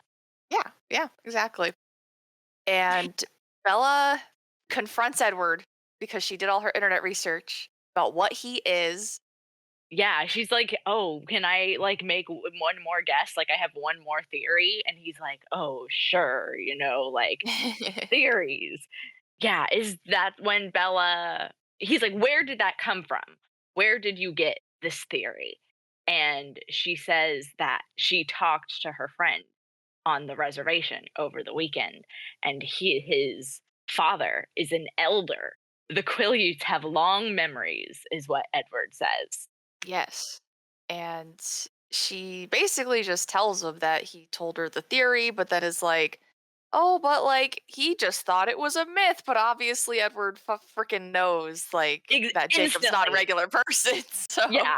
Well, he knows, I think, that probably that Jacob has the potential to not be a regular person, but he knows that they know. Like, the Quileutes are the only people in the area, the Quileute elders, like, yeah, would know. And they didn't wait long enough. Carlisle did not wait long enough to come back to Forks. Billy's father or grandfather, like, knew Carlisle. Like, they didn't wait enough generations to come back to this area. I see. So they're still pissed at each other. They're ready Yeah, to well, fight. they still remember him specifically. They're like, "No, you're the dude that came."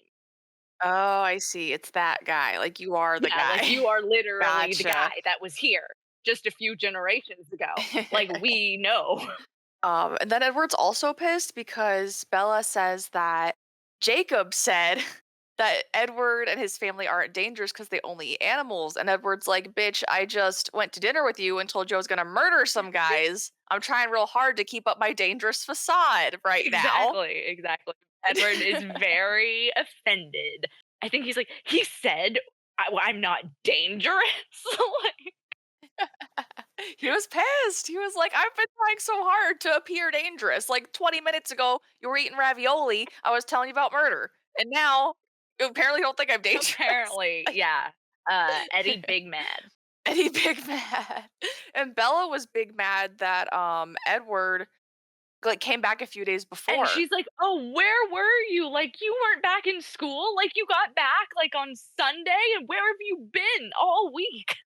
She can't live without him. She's already in too Yeah, deep. she basically admits that, like, later in this conversation, because I think that he says that it makes him anxious to be away from her, and then she's like, "Well, it makes me feel the same way." It's true love, okay? It's true love, leave them alone. We do have some very classic lines in Oh, here, like the "How long have you been oh my 17?" god. Like, oh my Like, gosh, takes me fucking takes me back. back. Kristen Stewart and Robert Pattinson forever, like, honestly. That movie is immaculate. It is. I think that was one reason why or I mean, the movie was one reason why I like didn't picture this scene in the car. Because aren't they like in a forest or Yeah, something? yeah, I Where she says, "How long have you been yeah, 17?" it's definitely not in, like, the car. I prefer it this way, honestly. Like, I actually, like, really liked this scene, except for the fact that, of course, like, Stephanie Meyer takes all the fun out of vampires.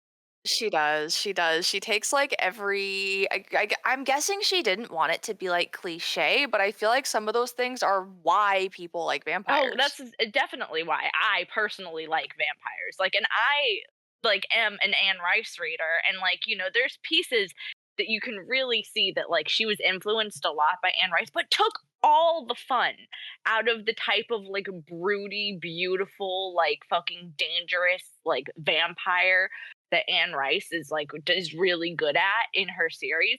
And Stephanie just, took it and made it a vanilla wafer. Edward's trying so hard to keep up his facade, and it's just not working. And he's not doing enough spooky stuff. No, I miss the spooky stuff. I live for the Yeah, that's why they're fun. stuff. Bella's like sleeping in coffins. He's like myth. Oh, yeah, she's just, like, listing things, and he's like, "Myth, myth, myth." But he does say he can't go in the sun and that he promises to show Why? Bella why. Yeah, So, that's the meadow's coming up. We have that to we look have forward to. that to look forward to. I'm gonna have traumatic flashbacks to Midnight Sun. I'm gonna block those out right Oh now. my god, I have Um, so many flashbacks to Midnight Sun. A future podcast, Midnight Sun. yeah, Maybe we will yeah. actually finish it this time. Maybe Maybe we can trudge all the way through it.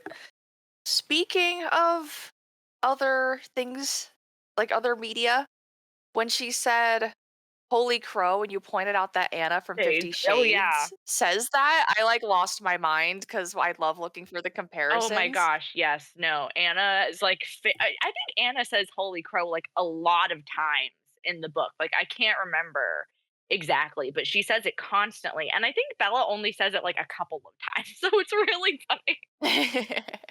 I love a good callback. Okay, so Edward drops her off, tells her to sleep well, which I just thought was funny because she's been having all these dreams about him, and I'm like, does he know? Does she know that he knows? Whatever. But then she gets inside, and Jessica calls her like immediately, and it said that she was relieved and surprised that Bella got home. I'm like, so y'all literally just left her knowing full well she like probably Gonna wasn't get gonna get home, or home like all you right. thought you were leaving her with somebody like dangerous. Like they obviously think that Edward is dangerous. Like, and Yeah, so that's good. His facade is working to like everybody else. it is to Yeah, somebody. yeah. Not to Bella, but to But to somebody. somebody, exactly. So, like, but it's just crazy to me that they would just like fucking leave her in another town. Like, Imagine if I like just fucking left you and called you like hours later. Like I just left you in a town you had never been to. And like 4 hours later, I call you and I'm like, oh, you did make it home. Wow, I'm so I'm so shocked. relieved. Yeah, no, literally, I don't even think we would have done that when we were 17. No, I definitely don't think I've never been left anywhere by you. Don't think I ever actually like abandoned Anyone. you in another Or at town. any of That's our just so friends. Like, insane to why me. would you come together, you leave together. That's the first rule of girl code. Like, My God, someone I know did that. Someone I know, I won't say any names, but went to like two people I know went to an anime con together, and one of them like literally went home without the other one and was like, "Oh, I thought you had a ride." fuck. That's so messed I up. know, Like, but even when it happened when I was like 19, I was like, "Oh my God, that's like, why would you do that? That's insane. I could never." exactly. Like, I don't know. And especially like a group of girls, like, and you just left her with like a boy from your class. I don't know. That was a bad Yeah, I don't know. decision. It's a little Bad weird. decision, It's a little Jessica. weird. Yeah. So Jessica and Angela, bad move. I can see maybe relieved she got home, but surprised. Like you Y- saw her, you had a chance to be like, "Are you okay? Yeah.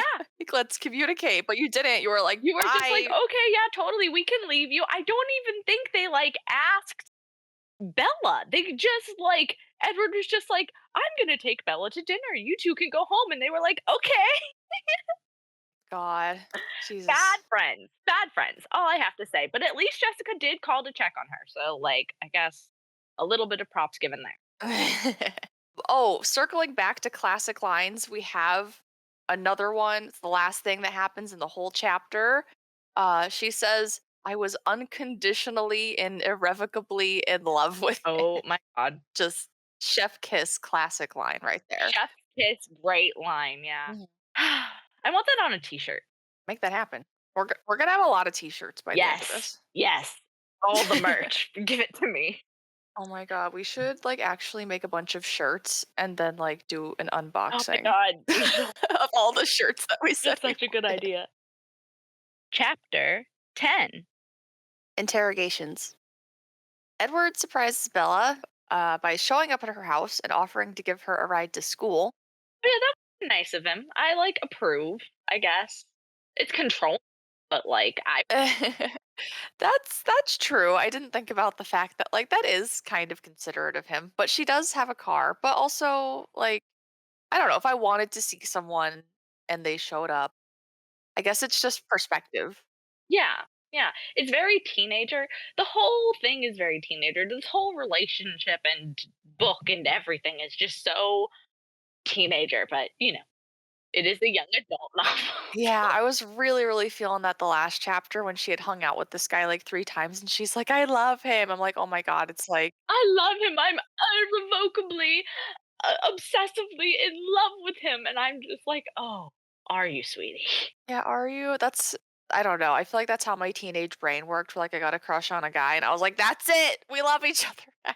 We're gonna be together forever. I freaking hate the dude that I had a crush on. Oh yeah, God. Let's oof. Yeah, same for Oof, for for you and for me. exactly. So anyway, Edward and Bella show up and Jessica's like, WTF, what's going on? Oh, yeah, I think it says that, like, she's waiting there with her eyes bugging out. I just thought that was a really funny image. Jessica's like, I'm about to interrogate her in class. Like, I gotta know everything. Even though I abandoned her, I need the details. Oh, yeah, Edward, like, tells Bella that, like, she's gonna get, like, the 4th degree or the 3rd degree in class, and, Bella is like, "Tell me what she's gonna ask," and he's like, "That's not fair." She's like, "No, what's fair not fair is you not sharing what you know," and I just thought that was funny.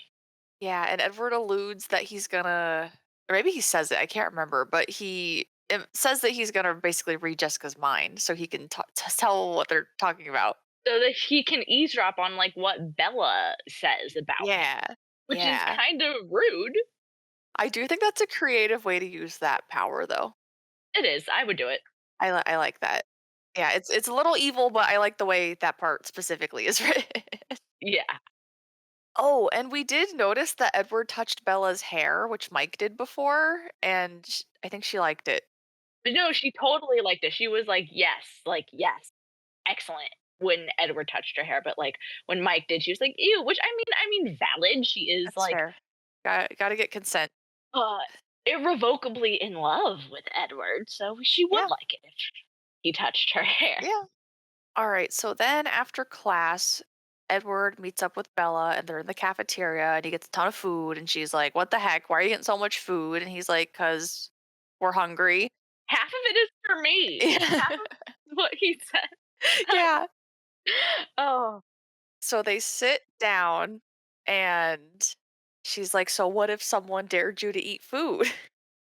Oh gosh, I fucking love this. He like picks up the pizza and he just like takes a bite, just like staring her dead in the eyes, and it's like, if somebody dared you to eat dirt, you could do it. And I think Bella responds like, I did do that once on a Oh god, I actually kind of love this whole interaction.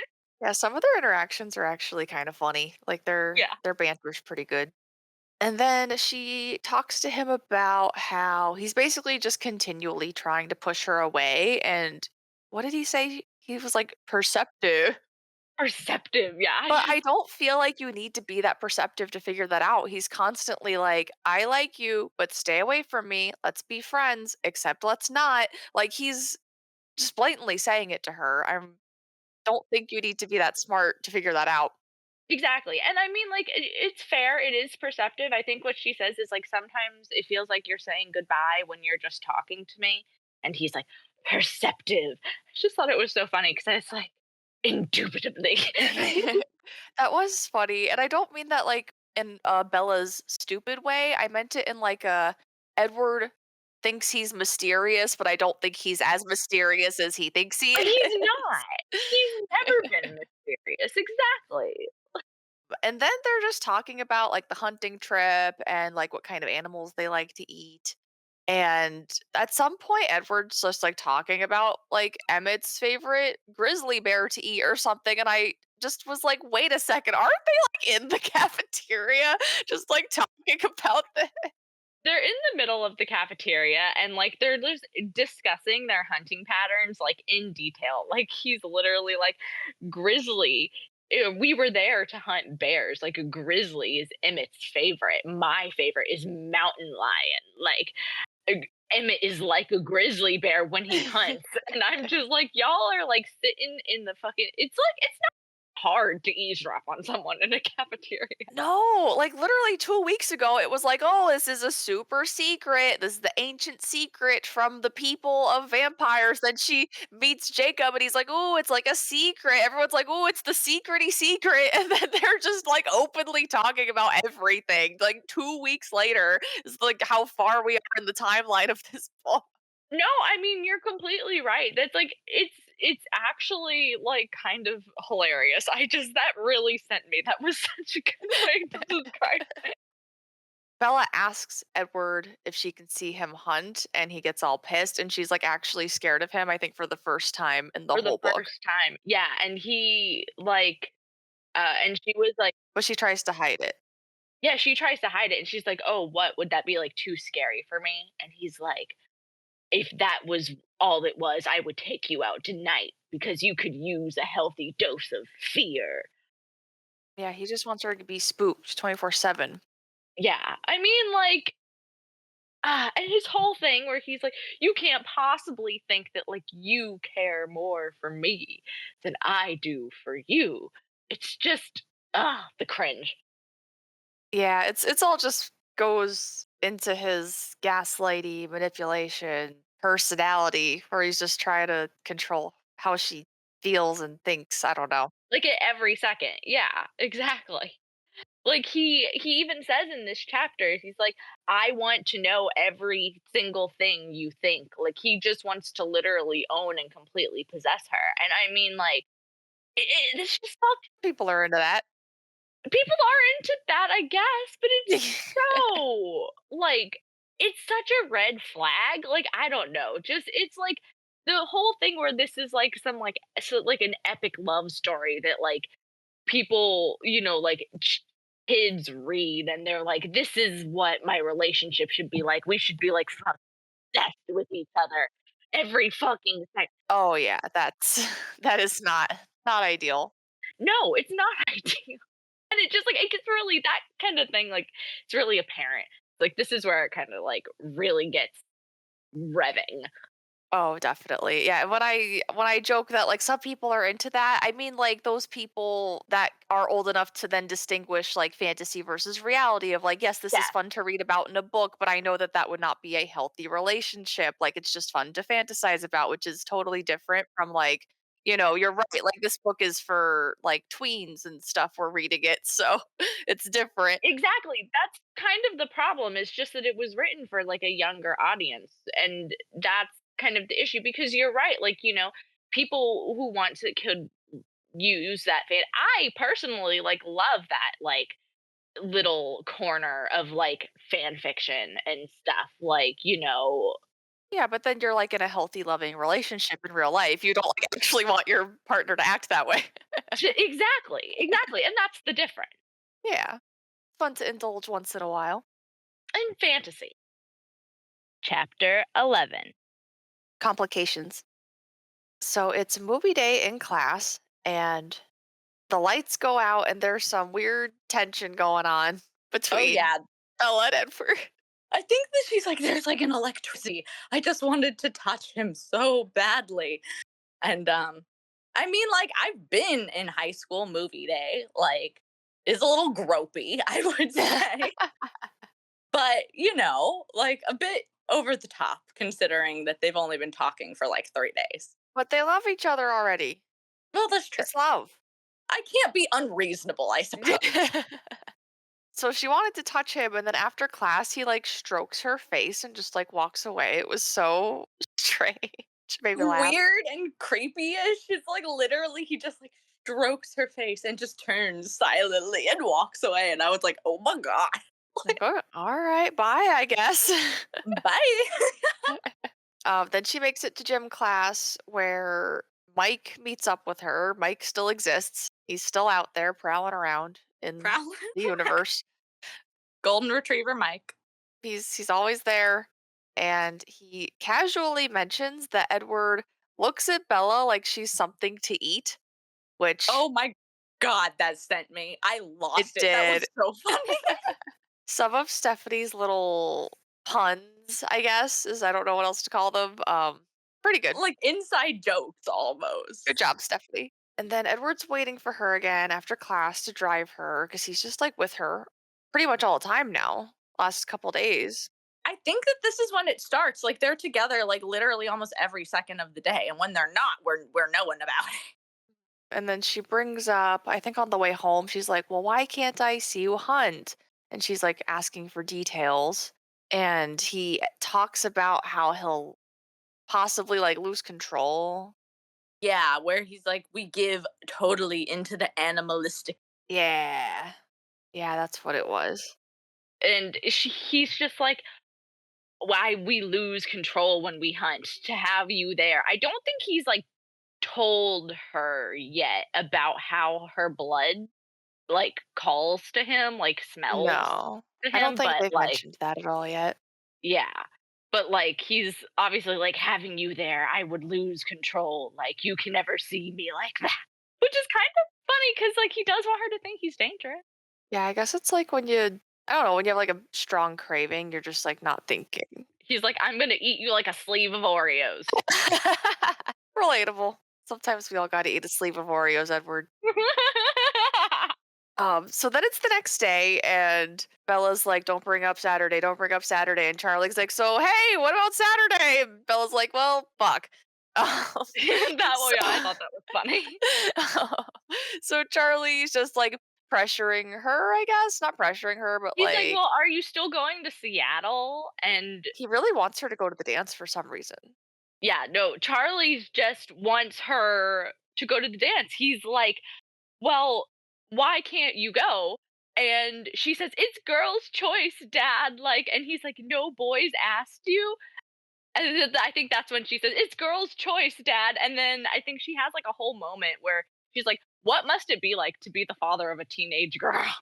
I just thought that was funny. Probably pretty terrible, but that's coming Probably. from a person who wants children of no existence at all. So, No um, children. Also, like, I was a teenage girl, so yeah, I imagine that that wasn't fun for our parent. probably not.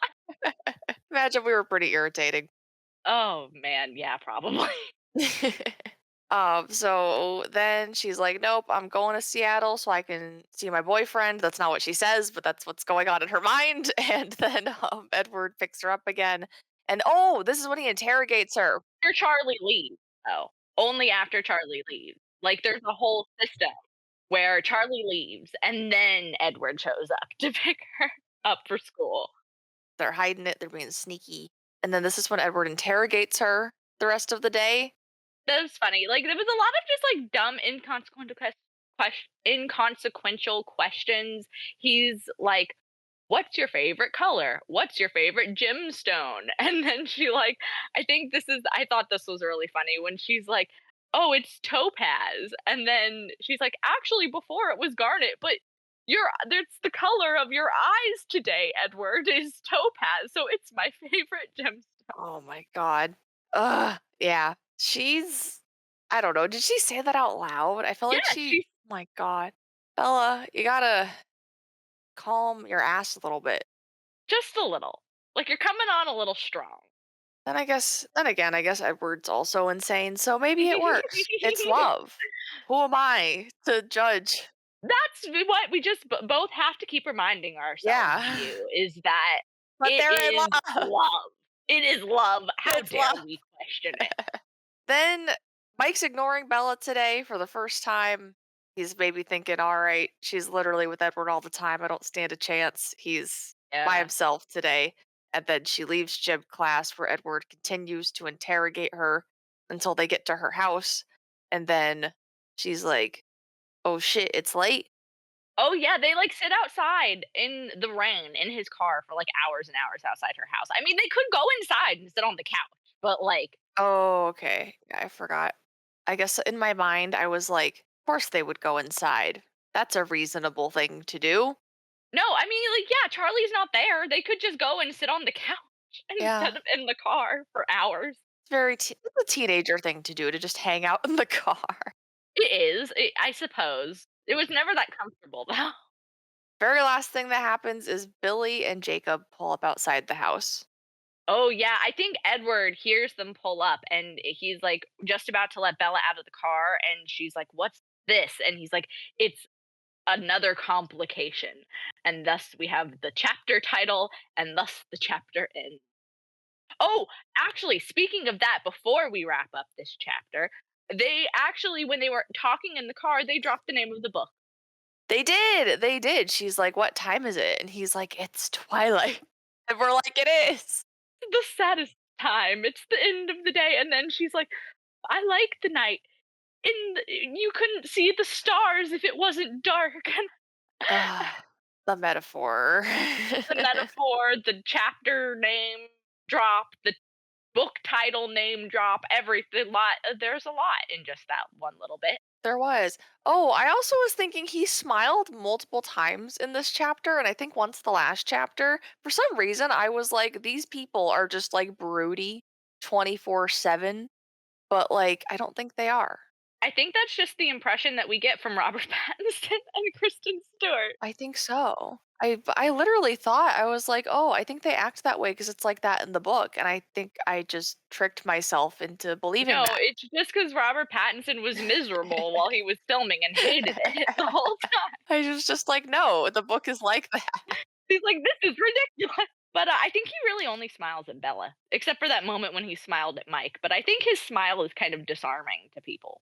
Vampires don't really like to show their teeth when they're trying to be normal people. Chapter 12. Balancing. All right, so it opens. Billy and Jacob are there. They're claim that their TV broke. We're very curious about how that happened. They don't tell us, but they're there to watch some sort of sports thing. Sports game, sports ball. Sports ball, just do the thing, win the points. They just show up, it's obviously, like, Billy checking in on Bella, like, he gives her several significant looks, and, like, Jacob, like, is like, "Who are you driving with? Like, is something wrong with the truck?" Because he's jealous. He definitely takes the opportunity to maybe get a smidge of flirting in there. Or he tries. Yeah, he tries. Bella feels tense all night and then goes to bed. Pretty much, yeah.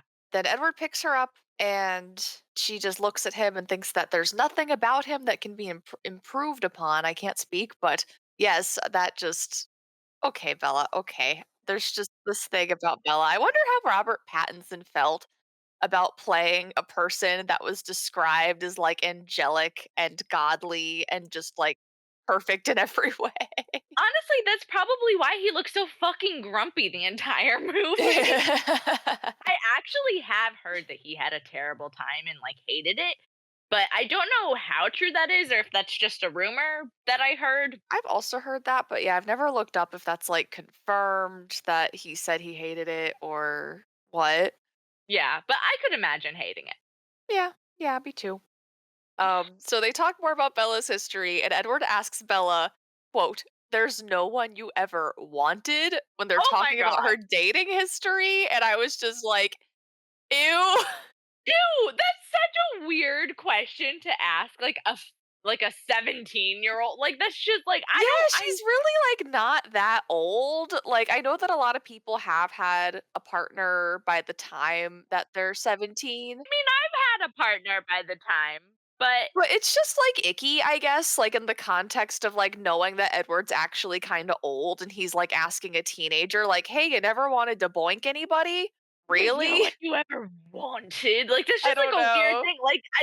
Fucking I used to like people. I used to ask people that all the time, like, "Oh, don't you like them?" Like, wasn't like, "Don't you want them?" Yeah, but if you're a teenager asking another teenager, like, "Oh, you have a crush on anybody?" Like, that kinda thing, that's, like, much different. Exactly, like, that's super normal. Yeah, that's much different than, like, an old guy asking a teenager, "There's no one you ever wanted." I was just that gave me the ick right there. Very much. Yeah, very much the ick. I agree, very much. So they go to school, and Edward is leaving early with Alice. Bella is sad as usual, She's just like, "Oh, I'm just sad that I lost my time with," like, ugh, alright, Bella. and he reassures her that he will see her in the morning. So calm down, Bella.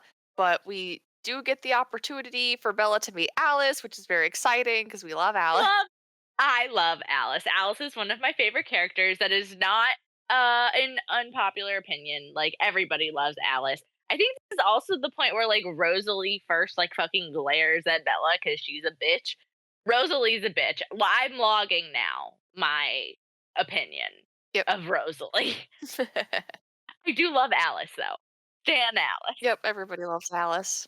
Then after they leave, Bella meets up with Mike somehow. I think they have class together. And Mike tries to pressure her one final time into going to the dance with their friend group. It's totally okay because it's with the friend group. Oh my god, I personally would also be annoyed. Like, I actually agree with Bella at this point. It's like, I fucking told y'all I'm not going. Like, stop asking me. Oh, for sure. Yeah, and she told him. Yeah, she was like, "I'm not going." But she said it very point blank, so good job being forward, at least about this, Bella. I'll give her that Agreed. one. I'll give her a point. A 1 point for She Bella gets 1 being point for being honest. This is the one. Bella being assertive, 1 point. Then she goes to go home, and obviously Edward drove her to school, so she finds her truck in the parking lot somehow. Alice broke into her house, but we won't find that out till Midnight Sun. Yep. Yep. So we know the things that we're not supposed to know, but it's very like obvious. They make it obvious anyway that Edward obviously brought her truck there. She finds like a note on her.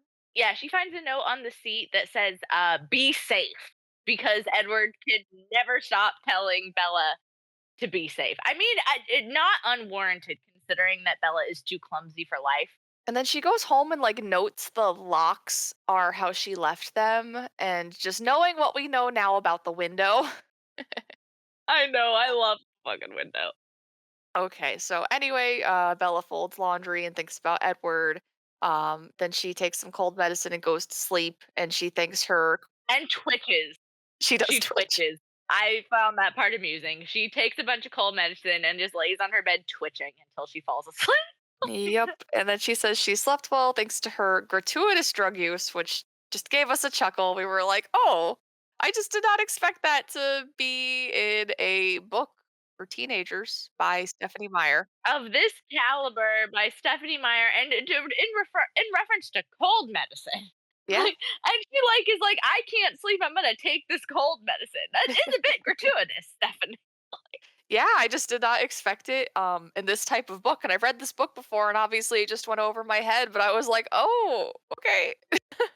Oh man. So then after she gets up and sleeps well, thanks to her gratuitous drug use, Edward Mm. picks her up to go on a 5-mile hike. And Oh, in the forest. Yeah, she's very upset about that. I would be too. I genuinely would be. I would be like, this is not what I signed up for. yeah, yeah, I would too. I'm not trying to go on no 5-mile hike by surprise. Literally no. And she said it was warm and muggy. That reminds me too much of fucking Florida weather, and I ain't not about it. No, Nah, it's the worst time to go on a hike. agreed. So then they talk some more in the car, and Edward asks if Forks makes Bella suicidal 'cause she's asking weird, which I was just like, whoa, so we're like taking drugs and we're suicidal, like all the last like 2 paragraphs. I All think right. that he asked her if she's suicidal, if Forks makes her suicidal because she won't tell anybody that she's with him. So he's like, if I kill you, there won't be any trail back to me.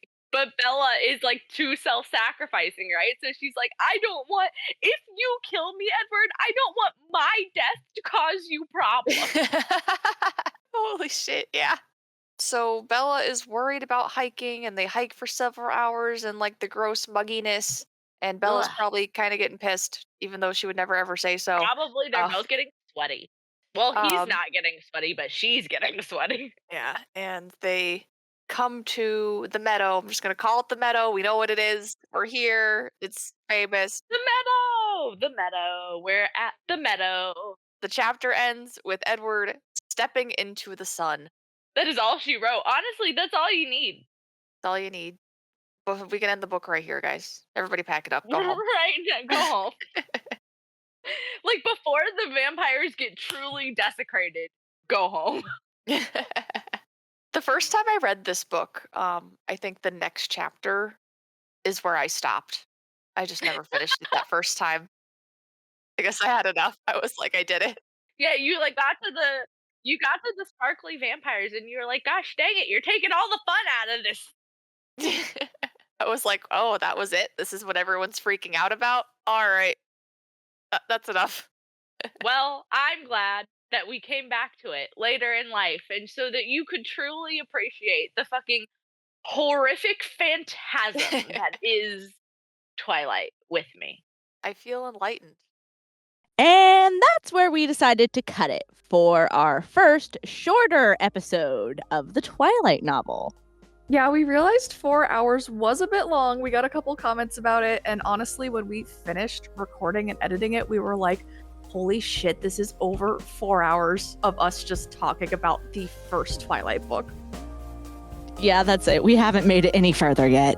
But now, hopefully, you can enjoy maybe a shorter episode, and our new, smoother, more buttery audio will be more pleasing to your ears. Unfortunately, we can't really do anything about the old recordings, so everybody has to suffer, not just you guys.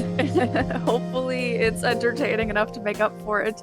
But look forward to the smooth, buttery audio when we do New Moon, which will be coming very shortly.